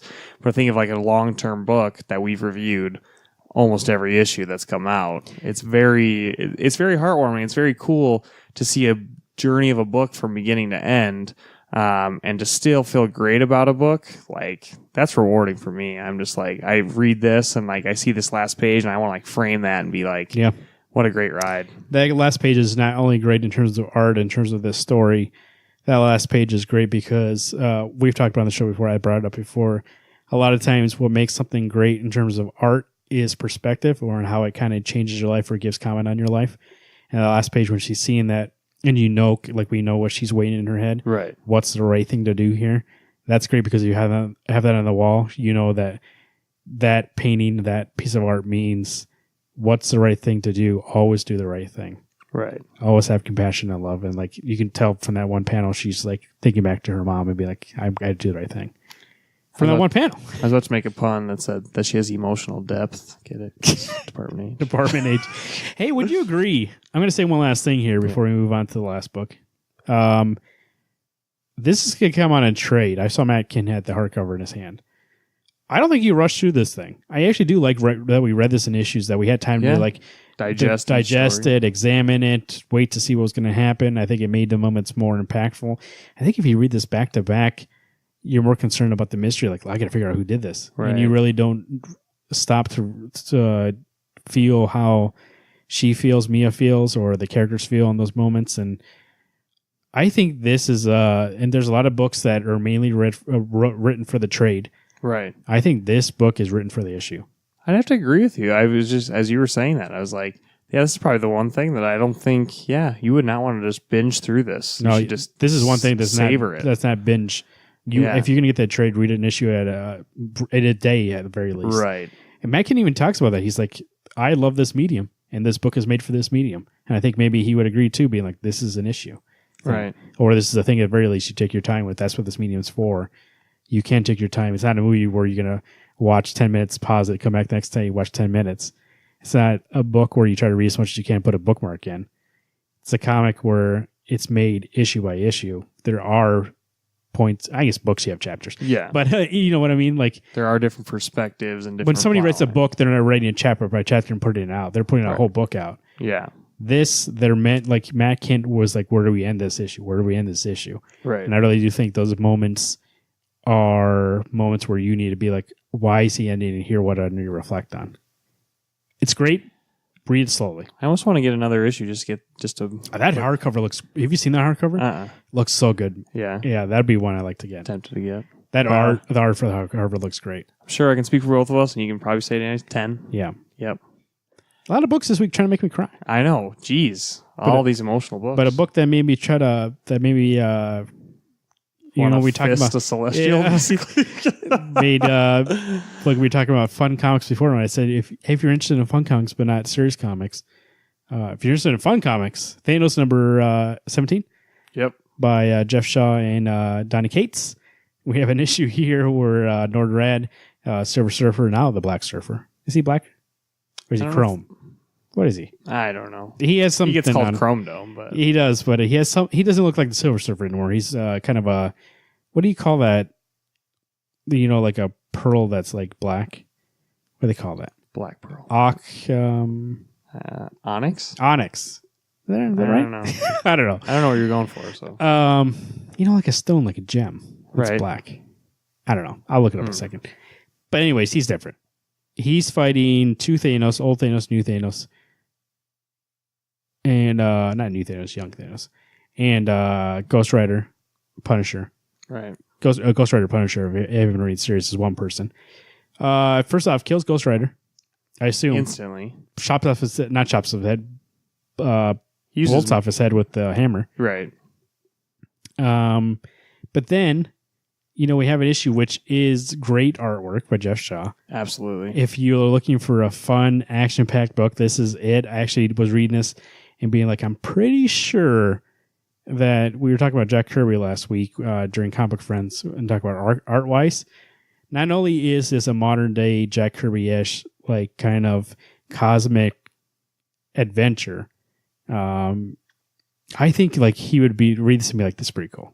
Like, art-wise too, be like, man, this is great. I love kind of like, again, I give it to Jeff Shaw. Yes, there is some speech, whatever, obviously it's a story, but the kind of like the emptiness, the void of like the future in this apocalypse. Yeah. I mean, it creates this kind of like vacuum of space and time, but then there's so much action and chaos going at the same time that it's just crazy. I mean, the stakes, you would think there's no stakes and there's 5 people left in the whole world. I know. And so many stakes and things get fucking crazy. Yeah, I know. Even at the end when Death shows up, I'm like, oh shit, what's going to happen now? I got chills. And then the book ended. I was like, no, not yet. Right. They kill Norrin Rad. They, Ghost Rider's obviously dead. Not only do they kill him, they destroy him. Yeah. Chop off his arms through the chest with a sword. Like, he's dead. Oh, and they kill Bruce Banner, too. Oh, Bruce gets stabbed, but he wanted to die. I was actually felt so bad for him, too. Right. He's like, just kill me. And Norred's like, I'll take care of you. Well, because he doesn't ever say that before. He was always just kill Hulk, but you don't really understand that means like kill me. Like, take my life. Then it looks like new Thanos and old Thanos, or not you, young Thanos and old Thanos are going to fight next issue over Death. Right. It's to be concluded. This is the end, and I think we have an annual. Yep, by the same team that's coming out. But I'm not sure, that's going to just be like a fun ride throughout Thanos' history, the old Thanos, to fill in gaps. In terms of the story, though, we have one more of this story left. And I think, once again, every issue gets better and better. This issue was really great. I don't foresee Donny Cates dropping the ball and Jeff Shaw dropping the ball in this last issue. No way. This might be one of the best like single runs of a comic in the last couple of years that I can, with full confidence, give to somebody and be like, you'll like this. Yeah. I mean, and plus, if we were talking about Infinity War, if you want to see how serious a threat Thanos is, read this 5 issues, probably 6 issues by the time it comes out, like crazy storyline. You don't need to know anything to read this, run. It takes place in the future, so everything that you need to know, they tell you throughout the issue. The history of old Thanos and new Thanos coming into it. Because I actually did have somebody ask me, because I was recommending, I was like, jump on Thanos issue number 13. They go, what about 1 through 12? I go, don't need it. Yeah. Just jump on 13 and get the rest of it. Like, this is really a thing, like you said, too. Like, the movie's coming out. If you just want to know more about Thanos, you don't really get that much time. It's going to be a thing that's, 6 issues? Yep. Read the 6 issues and you know how much of a threat this guy is. And it's a fun story. It's so much fun. I loved in this issue particularly, they've done those kind of histories and examples and storytelling. With Norrin Rad, they're like, well, no one alive is going to really give a shit. No one alive could tell this story, so we're not going to tell his origin. I do like that too. That was awesome. Mysterious. Because you know what the thing is too. A lot of times with a character like that, by telling you too much about their history, they lose that mysteriousness and that coolness, and then you're like, oh, I kind of know this guy. So like, he's not really like that. Oh, what is he? And I make up stuff in my head. So by doing that, actually, I think it was kind of cool being like, okay, like I don't even I just know who he is now. I don't really don't. You thought they weren't going to do it with the Cosmic Ghost Rider, and you get a whole issue about it, and so you're like, oh, they're going to do it for him, and then turn the page. No, we're not. Yeah. And I was like, nice. That actually got me. I was like, yeah, you're not. That's cool. Good storytelling. Great issue. Art's great. Donny Cates is great. Donny Cates will be out of this book after the annual. And then I'm not sure. I think it's just going to end. I don't know. Exactly. Yeah. There's not a solicited issue of Thanos after that, so I assume they're just going to end it. Yeah. I would be a dummy to be like, oh no, the Thanos is done. I'm pretty sure they'll relaunch it when Infinity War comes out. Right. Or put something out. I'm not sure. But Donny Cates, I know he signed exclusive with Marvel. What's he going to work on? Yeah, is he going to do a lot of these little minis? He's off of Doctor Strange. He's off of this book. Did he get signed to something else or something we haven't heard yet that he's going to be on? I'm hoping. Hear me out. Jeff Shaw, Donny Cates, X-Men. Let's get an X-Men run in there. Holy shit. That'd be great. Yeah. What if they go on Inhumans? Anything these guys do out there, I don't care. Please don't do Inhumans, anything but. I think if you go back to the show, even like their Gone Country we liked, but it was kind of short, and we were kind of like, we want more of this. But I think Thanos, because it's an established universe, a lot of stuff that they spent time in God Country setting up, we already know, so we could get the fun part of it. Right. We would say. I really do think that these two people work well together, and it's nice that they have the comfort of being like, we are in a existing universe already, Right. so we don't need to spend the time setting it up. We could just tell, like, we know how to tell a great 6-issue story, and that's what they're going to keep doing. Donny Cates did it with Walta for Doctor Strange, and I think, hopefully, like we were talking about before, I think, he's doing Venom. That's what he's doing. Oh, that's right. That's right. No, but I mean Jeff Shaw and Donny Cates. I need know. both those You guys. need a creative team of those both. What are you guys doing next? Is it Inhumans? I'm there. Is it Nova? I'm there. Is it Guardians of the Nova would Galaxy? be I'm good. there. Whatever you want to do. I know these are all cosmic, but because you did a great job with this one, I'm trying to see what you're doing next. X-Men, let's go. Hell, you could make a book Maybe of they'll get the new Wolverine book after all this. Wolverine. stuff's Let's go. done. It could be a Lockjaw book. I'm there. No, not really. They already have one, Please right? don't. Lockjaw? Yeah. I thought they do. Didn't Gail Simone write it? I don't know. I know she's writing Domino, but So it's really great. This is a 10. yeah, it's also a 10. I- How many 10s I do we feel- have? We had 1 9, which was Batman. The rest were The rest were 10s. 10s. And Batman saying it's a 9 was, any other week, Batman would be my best book, but this week was really strong. Yeah. Holy Good cow. thing we cut that clunker. Yeah, Justice League. But it thrown off the all I'll average. say is like it is better than issue 40, but it's just I haven't read it. I forgot already. That's why we're not talking about it. But. yeah. But I think it does bring it back a little bit, makes it a little more enjoyable. So Justice League, they announced, I said on the forecast, but if you listen to the forecast, Scott Snyder and James Tynion taking over with art from Jorge Jimenez and Jim Chung. If there's and Francis Manapul. Oh, is it? Yeah. Buddy, if there's those three together, this book's Right. going to look awesome no matter what. Right. And I know it's Martian Manhunter's back in the team. It's John Stewart Yep. as the Green Lantern. They're telling, like, everything that they're doing with this book is getting me on board. The only thing I'm going to have to get over is I saw, and I think I told you we're on the forecast, we'll talk about it on the actual show. The only thing I'm going to have to get over is Scott was like, I've been working up to this story for 2 years. This is going to be the biggest story you've ever seen in Justice League. And for me, that reads 50 issues of trying to do one story and a lot of convolution. Like, you know what I mean? Like, he tries to make it super Right. complicated and complex. Hashtag metal. So it's just like, so I'm like, maybe start small. Because I know he does a great job with small stories.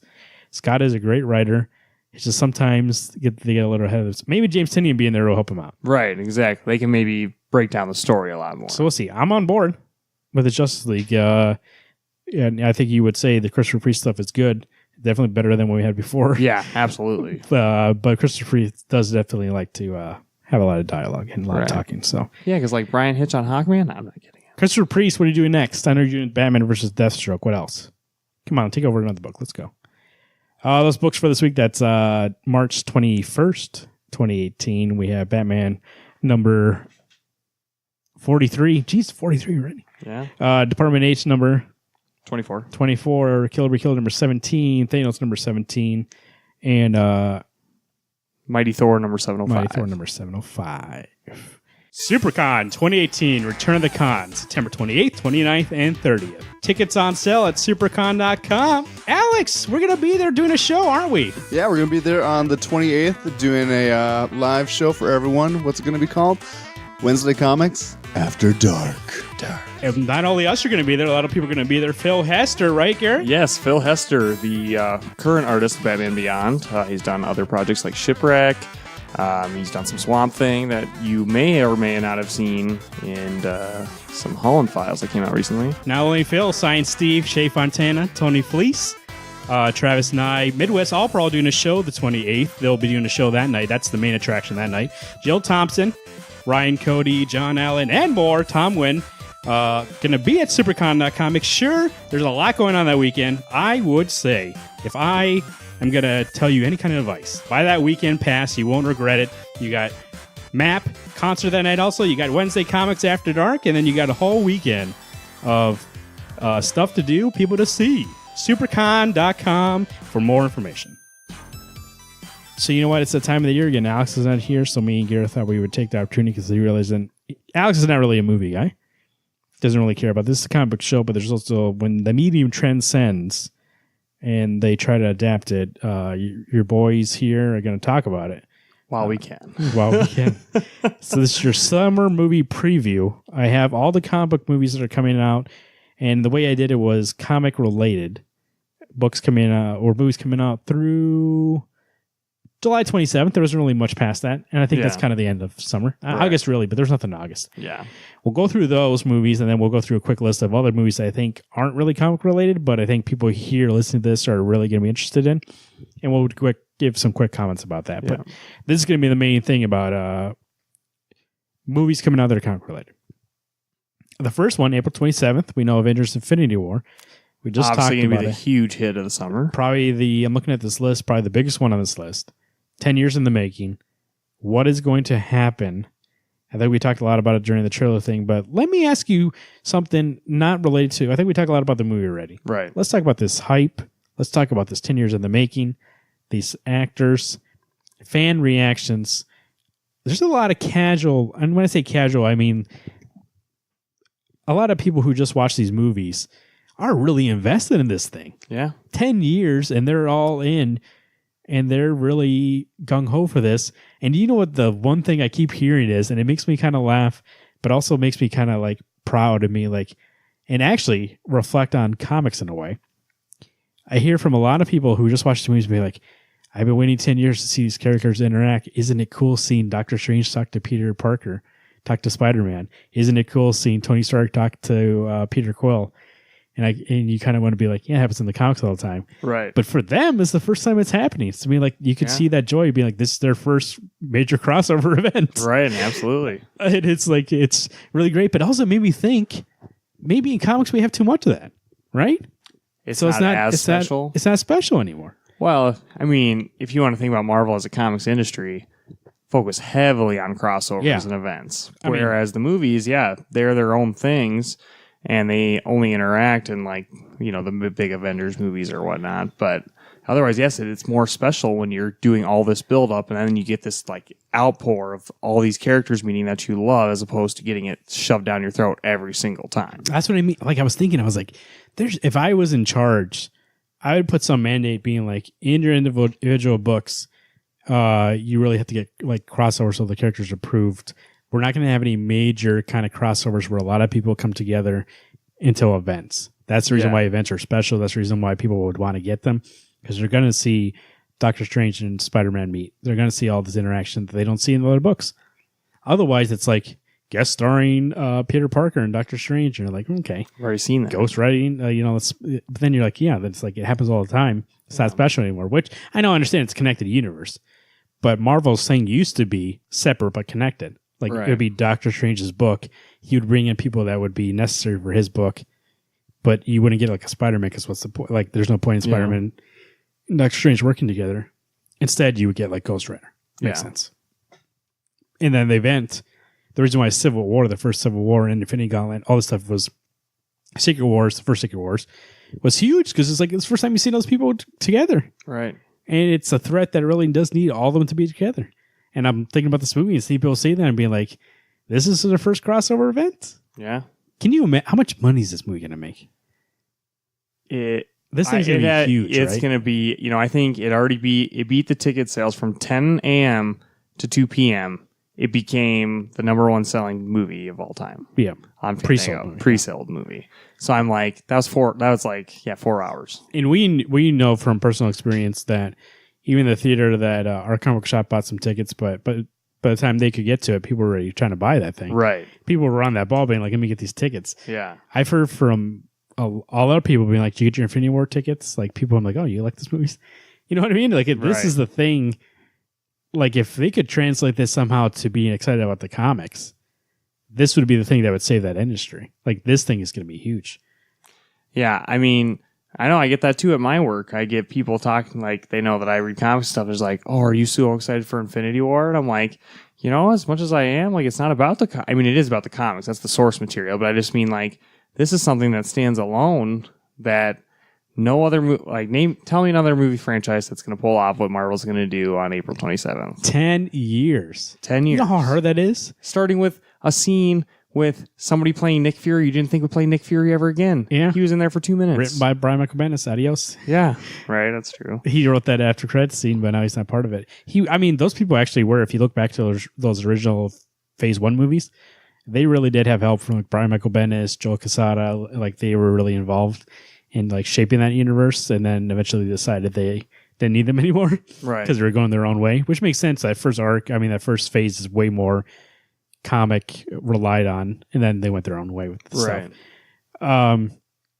So like you said, it is different, but it does have those influences, and it is kind of great for at least on I'm not sure if you feel the same way when I see somebody being like so into seeing this happen, and I'm like, oh, you're really excited for this thing. Like it kind of like the reason why, and I've talked about on the show before, like people who are really into something, like I really get excited to see somebody into, even if I'm not into it, be like, oh man, that's great for you. You're really into that.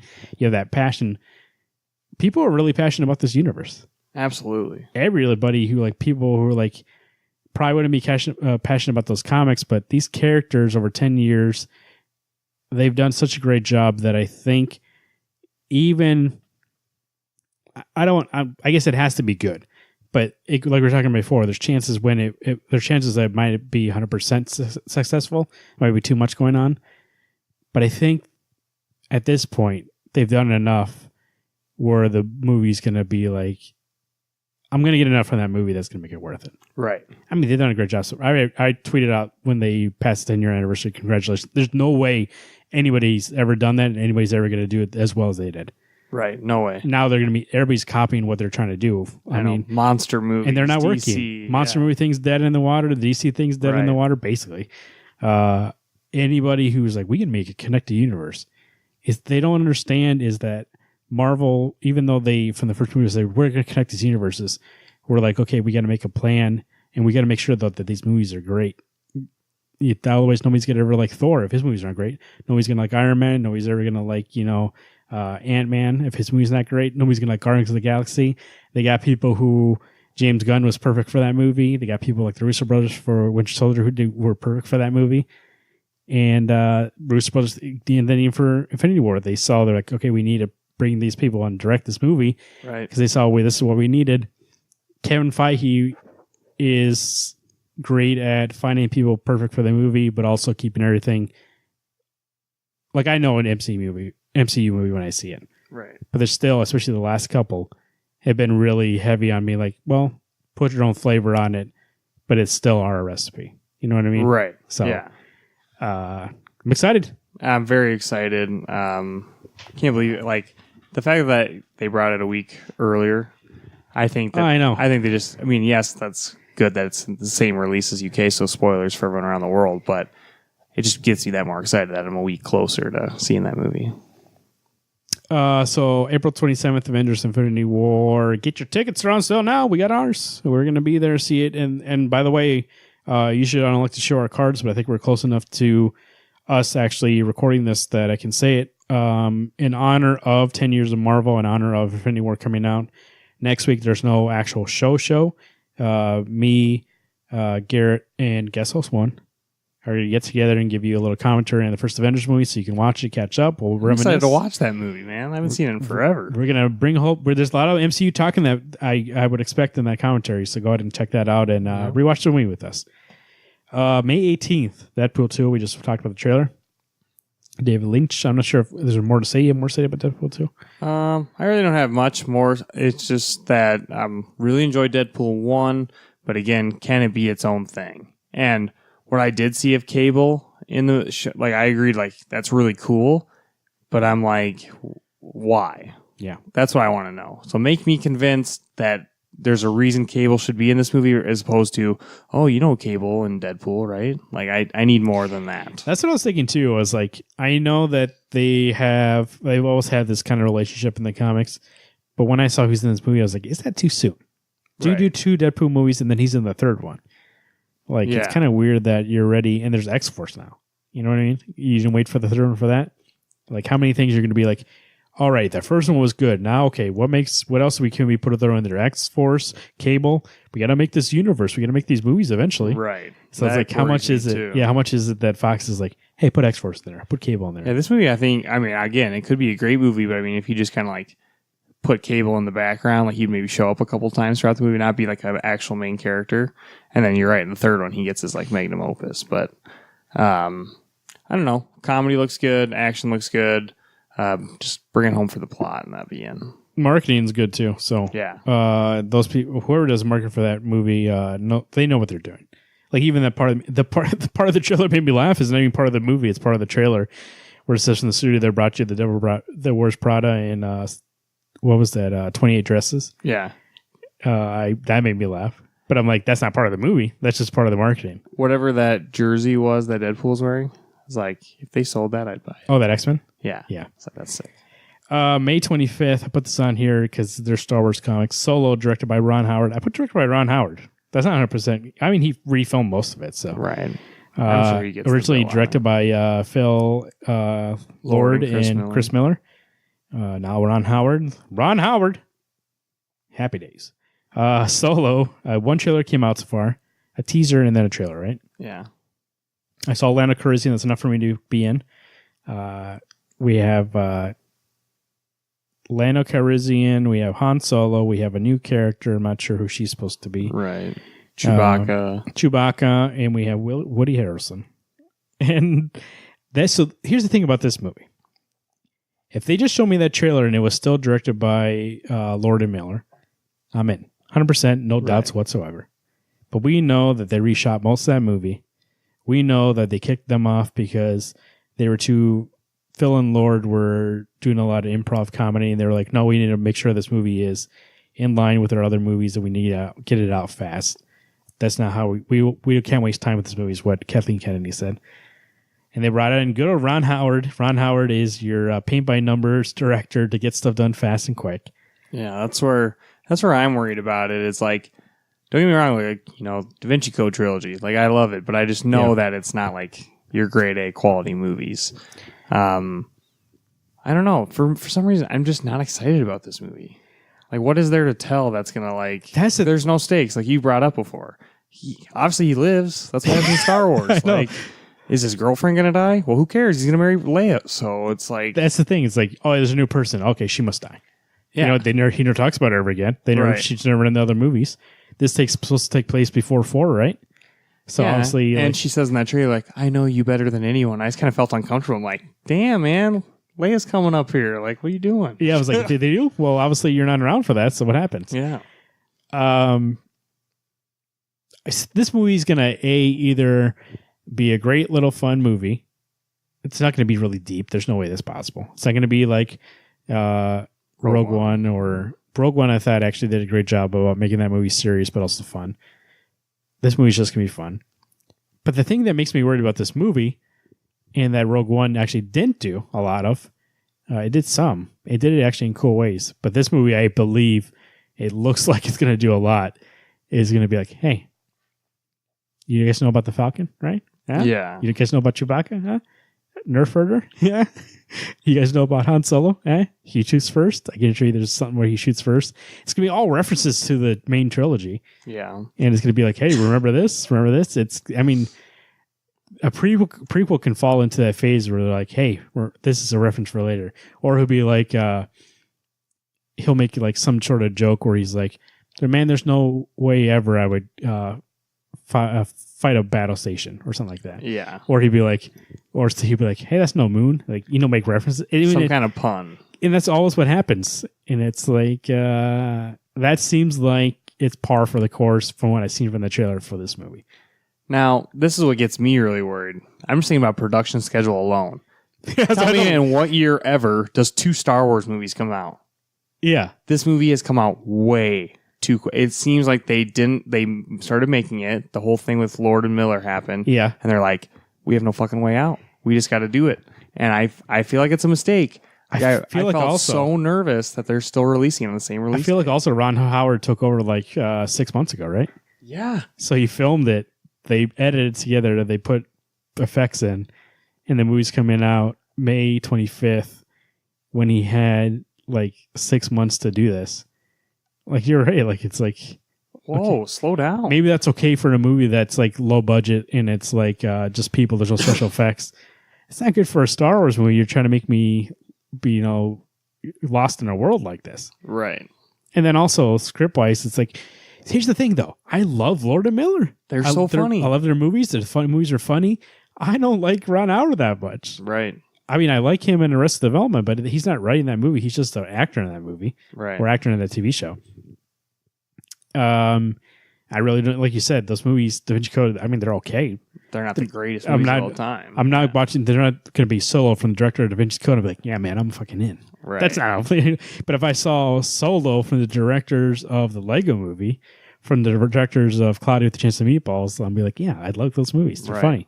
From the director of 21 Jump Street. I know, 21, 22 Jump Street are the best movies on the planet. And it's just like, I don't know, like, those are the kind of movies this movie should be more like. Right. Whereas Ron Howard, I don't think I've ever seen, like I said, he's funny in Arrested Development, but he has nothing to do with that besides being an actor. Right. I don't think I've ever seen anything by Ron Howard where I was like, Ron Howard's a funny guy. Yeah. So like, I don't know. And I think that's what this movie has to be, fun and funny. And it doesn't have to be serious and like, I don't know. I think director-wise, he's fine. Right. But it's fine what I want. I don't know. From Solo, I expect more, especially if you're going to try to rope me into a story I know already. I just feel very nervous about this one. When you find out the story group for Star Wars is also around Robin's story group now too, it's like there's a plan, but is there really? Like, was this whatever you fired Lord and Miller over? Was it so big that now the movie's probably going to suffer for it? I mean, what I saw in the trailer visually looked awesome. I mean, let's go back. I don't even know why we need a Solo movie. Yeah, that's the thing. What's the point? Like, that's dumb. Like, I don't need it. This movie, I'd rather this movie be Lando. We have a movie about Lando Calrissian. Yeah, Lando. And then the last less scene about could him. be Han, like, coming to play Sabak with him or something. Yeah. Like, something crazy like that. But, yeah, the Solo movie, I'm just like, dude, he just died, like, 3 years ago. Like, this is... No. It's like, what's going to happen? I know this full guy's story. Or I know enough of this story that I care about. Like, I really... Right. Oh, you want to know the story how I got the Falcon? Not really. Oh, you want to know the story how I met Chewbacca? Well, I kind of know that already. They explain it.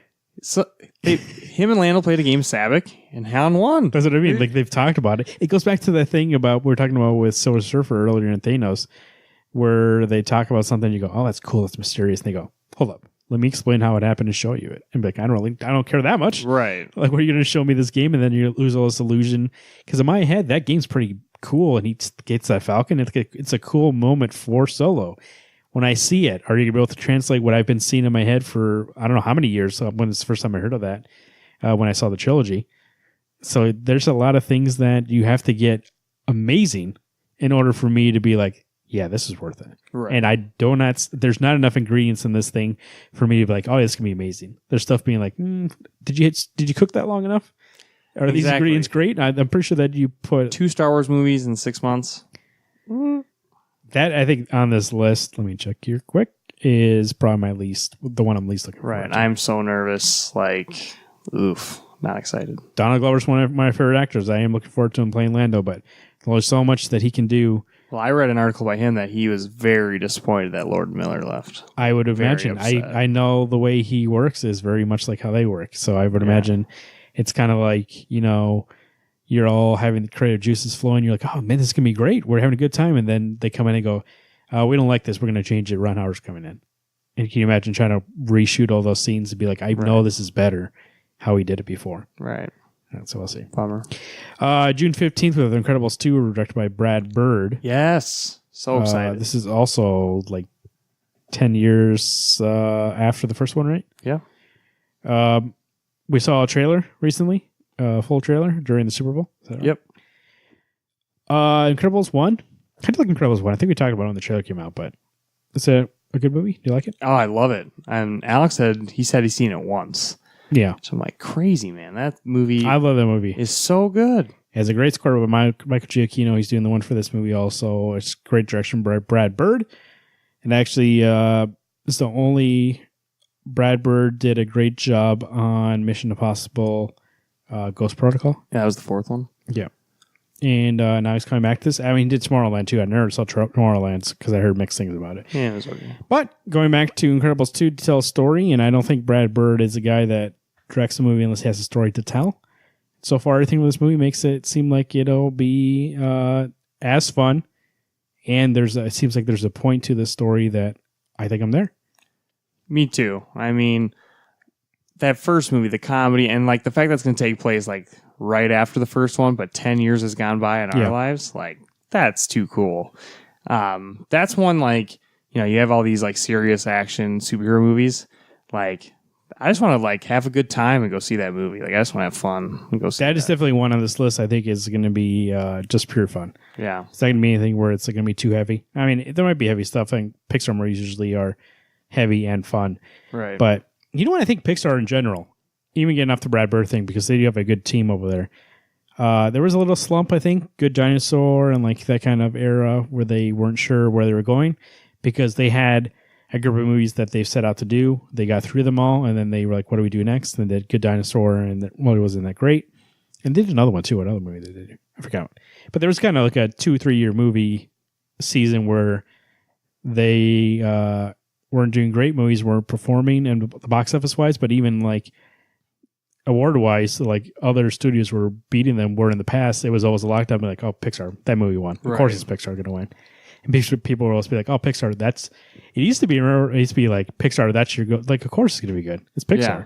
And then there's a little slump. And I think in the last couple of years, they kind of have came back. And we had Coco last year, which I just watched recently. Great.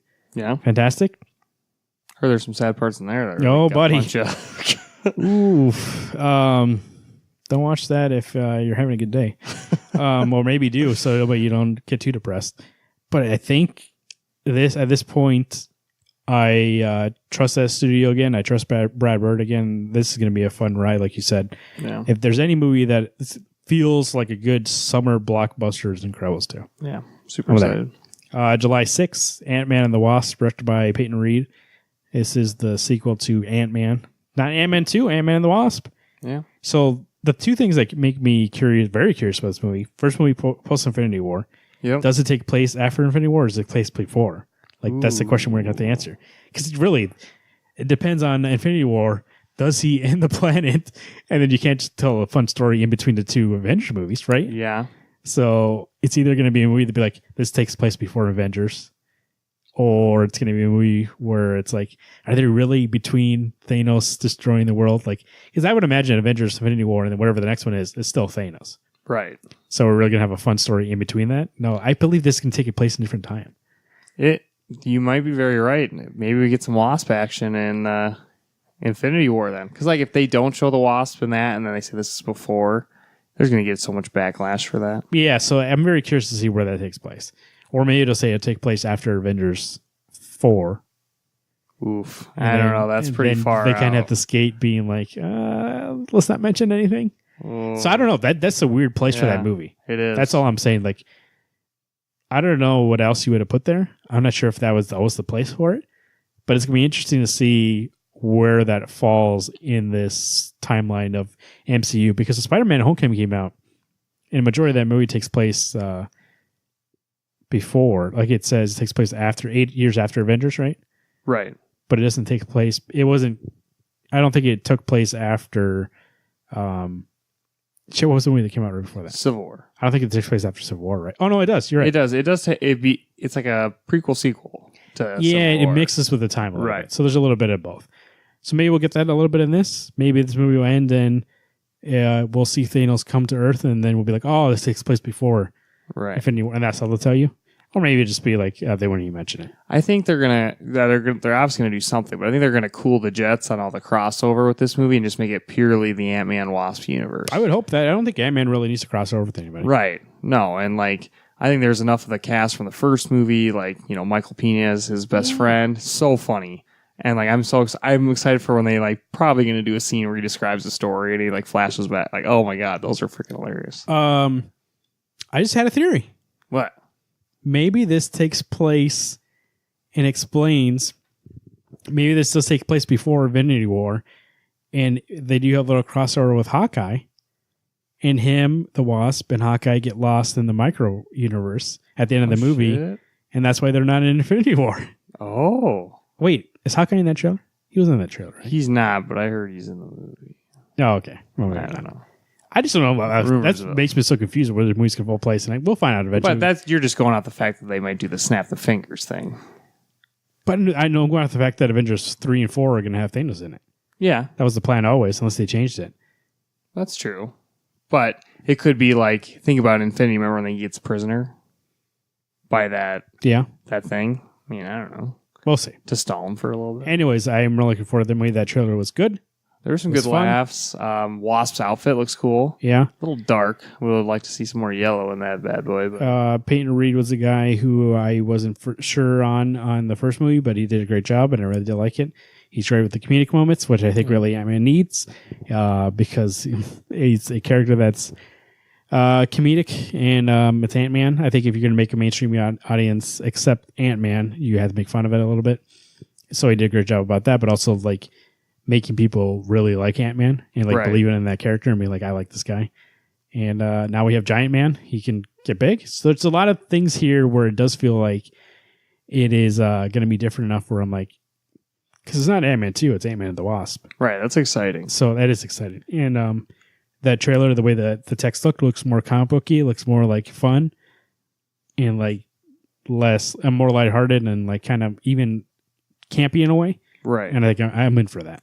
I think it's going to serve us again in Infinity War. Infinity War is going to be not necessarily dark, but it's going to be such serious content. Whatever happens at the end of that, it's going to leave something huge. And so I think this will be a good, like, hey, we're still having fun. So we'll see. That's July 6th. Oh, that comes out Independence Day weekend. Holy crap, that's 2 days after the Batman wedding. Yeah. Crazy. So we'll get comics. That's going to be a good show for us. Yeah, it'll be a good We're gonna week. have a lot of good comics that week because it's what action? No, not action comics. What's the Captain America Captain America. #1? Oh, yeah, with Ta-Nehisi Coates. Yep. And then Batman's wedding. Yep. And then Ant-Man and the Wasp. So we'll catch that around July 6th. Man, that'll be a busy week. July 27th. I put this on for me. I'm not sure if you've ever seen this, but I put this on for me, and I'm excited. And I know a lot of people are going to hear this and be like, Marvin, why are you excited for this thing? Teen Titans Go to the Movies, directed by I wanna see Aaron that. Horvath.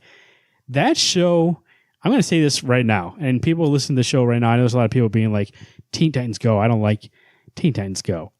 That show is pretty funny and pretty I've great. seen it. It's really good. It makes a lot of references where if you're a comic book reader, you're like, that's funny. Like it's a comic book reference. Right. Or even like a show reference or something to the DC Universe reference. And it just is really well written. And I think a lot of people prejudge it because they like Teen Titans, the show, and they were mad that this show took that over. And so they're just like, that's not as good as Teen Titans. Yeah, it's not. It's not trying to be the same show. Right. It's trying to be something different. It's trying to be just a silly 15-minute show that makes you laugh. There's hilarious episodes where like Beast Boy gets caught up in a pyramid scheme. Right. It's the dumbest shit ever. That makes me laugh. An episode where They've had some pretty big casting news for that movie. there's a lot of big casting moves. We got Nicolas Cage as Superman. Yeah, that's right. That's the one. He finally gets to be Superman. He gets to be Superman finally. But it's like shit like that that's going to make it's get directed by Aaron Horvath and Peter Ritta McKell, who are writers of the show and directors of the show. They're writing and directing this movie. So it's going to be people from the show. They're not just being like, oh, that's popular, let's do that. It's actually people who are involved in that show. And it's going to be, a fun, like you said, they're like, oh, that's funny. Nick Cage was going to be Superman. Let's make him Superman. Right. It's like they obviously know enough about comic books. I know enough about comic books, not medium, the materials around it. What am I thinking of? What's the word? Like, Culture. okay. About the comic book culture that they can make reference and jokes to be like, yeah, Nick Cage was going to be Superman. Don't you remember that? And like, for the trailer, there's a lot of things in that trailer too where they go, they make fun of the DC universe too in that trailer. And so there's a lot going on in that it makes me, and I like the show. So Yeah, it's really good. It's really well done. I'm excited for that movie. That looks funny, and whenever I see it on, I literally just catch myself just sitting there. Eventually, I just start watching the whole episode. you know what? Actually, I'm going to get a little personal here for a second. That show, I was that kind of guy who was like, you know what? Where's Teen Titans? Where's we're gonna put this stupid show on? It looks like it's made for people with ADHD. It's dumb. It's for like dumb 5-year-olds. The first time I watched this show, my son, when he was born premature, and I was in the hospital. And that show came on, and it made me laugh so much for that 15 minutes. And then it was on that show's on all the time. Yeah. So like I've watched so much of that show while I was in that hospital for the 3 months I was in the hospital that I was like, I prejudged this show, and it really does make me laugh. And I was in there being like, it's just dumb fun. Right. It's not trying to be more than dumb fun. If you've watched that show before too, like even like the opening when they're like dancing stupid dance moves. It's like the fuck, they're not trying to be a super serious show or even try to be like a smart show. They know that it's dumb and they know that it's just fun. And that's kind of like when you're self-aware and you know you're being dumb, but you're like commenting like how dumb this is. Right. Then it's good. And I think those people involved are good with that show, and I'm really excited for this. So yeah, it'll be a good movie. we'll see. Let me go. Where's my phone? I have another. We'll just go through. Those are the comic book movies that are coming out this year or this summer. There's some other movies here we're going to bring up quickly, and we'll comment on them quickly. We're actually doing pretty good on time. So, yeah. Just to see what we think about it. Maybe if you don't care, you can skip this part and go back to the end of the show. But what day is it today? Okay. So, Pacific Rim comes out this weekend. I do want to see that. Actually, that looks. The really reviews good. came out. They said it's fun. So Yeah. I don't really expect much from that. I mean, I just expect it to be like a fun Well, it's little. not Guillermo del Toro. It's just his universe. Yeah, that's what I mean. It's just going to be like robots and kaiju's fighting. So that's what I expect from that movie. Next week we have Ready Player One, Super excited for which that. is getting a lot of good reviews, seeing a lot of good word of mouth. So, hey, by the way, speaking of Deadpool having great marketing, Ready Player One, those posters, don't really like those posters. Not even that trailer too much. But I hear people that saw the movie and they're like, this is like Spielberg really does a great job making this movie magical. And I'm excited for that reason. Yeah. Like a Spielberg. There's a Clark Kent scene. Is there? And they do this. Oh, sorry. I didn't know that. Well, I mean, like it's in the trailer. Have you not watched them? I watched the trailer. There's one where he's like in a suit and it plays John Williams' Superman theme. Oh, well, let me get over watch that. So I'm looking forward to that now. There's going to be so many Easter eggs in that movie. That movie should be fun to watch. April 6th, we have A Quiet Place, which looks great. That horror movie for John Krasinski.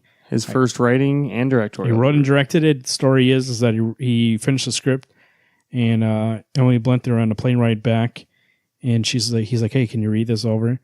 And she goes, and she never was going to be involved at all because she doesn't like when couples write for each other and all in each other's stuff. She wanted to give somebody else, she didn't want to be like, oh, I can be in this movie because you're my husband. But she said she read it, and then after she was done, she's like, nobody else gets to be in this movie but me. So she's in this movie. It looks great. April 13th, we have Rampage from Dwayne Johnson. That movie looks like, by the way, I watch anything with Dwayne Johnson, so I'm going to go see that movie. By the way, I have a movie pass, so I can go see it and not waste the money. That movie looks really dumb, but there's a part of me being like, but maybe The Rock is going to turn to the Michael Bay action porn. It's from the director of San Andreas. Holy shit, then it's going to be horrible. Yeah, Garrett's favorite movie. Rebuild. Let's see here. What else we got on this list here? What's that action movie he's going to do? Skyscraper. That one looks good. Looks pretty good. June 22nd, Jurassic World: Fallen Kingdom. Those trailers have been horrible. Yeah. I don't know who is making those trailers. You gave me all the clips. I can make a better trailer in a day. Yeah. The director, I do like the director a lot. Okay. And I trust maybe he's going to make a good movie. It's the director of The Orphanage. You ever seen The Orphanage? Yeah. Horrifying. Yeah. I don't know why he's directing a Jurassic Park movie or Jurassic World movie, but he is. But it makes basically what I got from that plot of those trailers is like, well, why would we kill the dinosaurs? They might go extinct.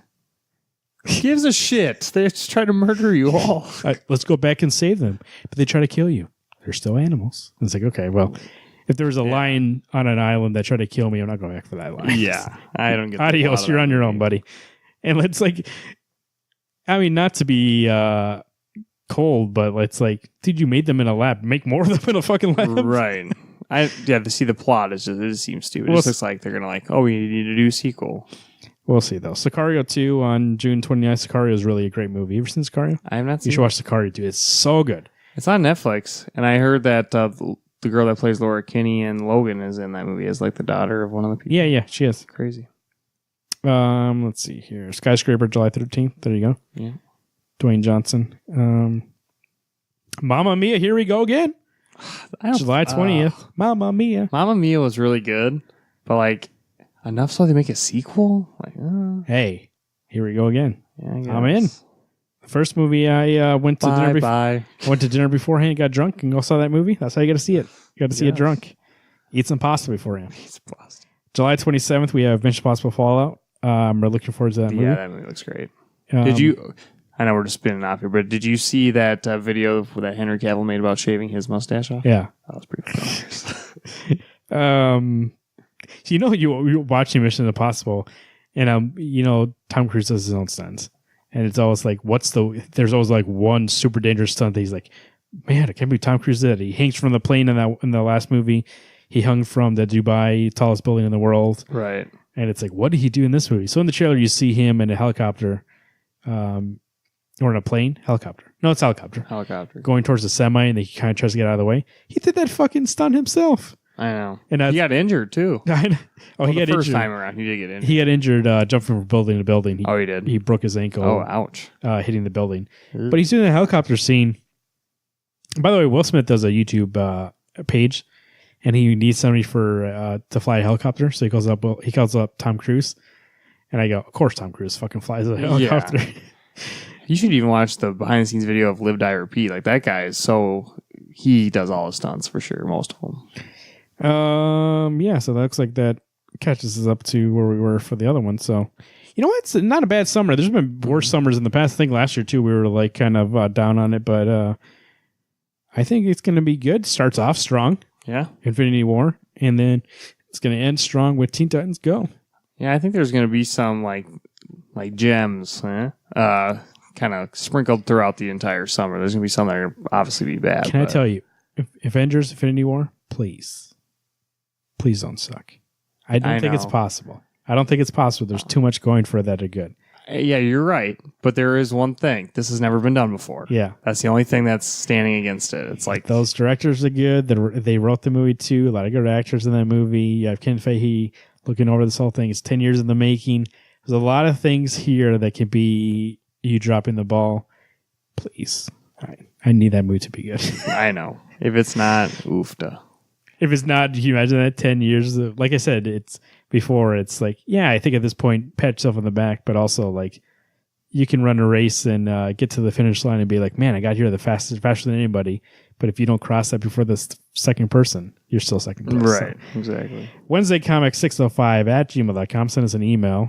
You can follow us on Twitter at Wednesday Comics, at Garrett2188, me at Marvin_Saguero. Follow Alex at Alex Sprello. Can you guys do us a favor and congratulate him on having a kid? Facebook.com/Wednesday Comics Podcast. That's why Alex is not here, by the way. He'll be back. He's taking some time away. YouTube, find us on YouTube. You can see the Gauntlet on YouTube. You can listen to this show. You listen to the forecast. And then every once in a while, see catching up here on YouTube. 605-215-1849. That's where you leave a voicemail. We have a book club, right, Alex? Oh, he's not here. Well, I can help him out. Oh, no. Wednesday Comics Leave Extraordinary Gentle People proudly presents Day Tripper by Fabio Moon and Gabriel Ba. We'll be reviewing that book in 2 weeks. Make sure to get your voicemails in 605-215-1849. Make sure also you go to our Facebook or Twitter or email. Send us all your feedback on what you thought of the book and maybe suggestions for the next book. I'm still taking suggestions. I do have one that's like a 98% lock-in. But if you can give me one that I'm like, nah, that's better, I will change it. But I'm 95% locked in on the next one. SuperCon 2018, Return of the Con, this September 28th, 29th, and 30th. Wednesday Comics will be there on the 28th doing the live show. By the way, little inside baseball here. I fucked up recently. Uh-oh. I bought tickets for the JT concert in Minneapolis. You know what day it is? September 28th. What? I didn't realize they were the same day until my wife, I'm talking to her about it, and she's like, that's the same date. And I was like, Got to sell those tickets. So they're for sale. Anybody want? Oh, poor Alicia. Not anybody listening to the show. If you got family, I obviously expect everybody listening to the show to go to our show. But if you got relatives that want to buy them, let me know. rootsoftheswampthing.com. We're going to in December over my birthday in Omaha, so don't worry about it. They were all worked out. I didn't realize she goes, what day is that Siouxpercon thing? I go, September 28th, 29th, and 30th. And she goes, the 28th will be gone. And I go, we'll sell those tickets. Oh, no. Rootsoftheswampthing.com. Go there for your information about the Avatar of the Green. Learn more about Swamp Thing. Get informed. I did see Greg Capullo tweeted a picture he drew Swamp Thing. I'm not sure if it's actual work he's doing for a comic or if he's just, practicing. Doodling. But the dude's getting ready. You better get it ready too. Rootsoftheswampthing.com. Make sure you subscribe to the show on iTunes, Google Play, Stitcher Radio, and Spotify. Make sure if you know anybody who's interested in comics or reads comics on the regular that they know about the show. Make sure you tell everybody about the show. And guess what? You know what I'm going to do? And you should do it too. Avengers Infinity War, you post yourself up in the front of the room and you say, hey guys, by the way, take out your phones. I'm going to teach you how to subscribe to Wednesday Comics. Tell everybody in that theater, subscribe. Because we're going to talk about that movie that weekend, and they're going to want to know what did I miss, what did I not really get, what are the connections to the comics, and you just got to hear these sultry tones when that Pashal gets back. So, Wednesday Comics, good show this week, a lot of good books. A lot of good books. I'm kind of happy for Alex that he had a kid today. Yeah, very excited for him. Kind of sad that he missed out on these great comics, but you know what? He can catch up later. He'll enjoy them later. That's the great thing about comics. They're always there when you need them, and so are we. I've been Marvin. I've been Garrett. Everyone, keep drinking those babies.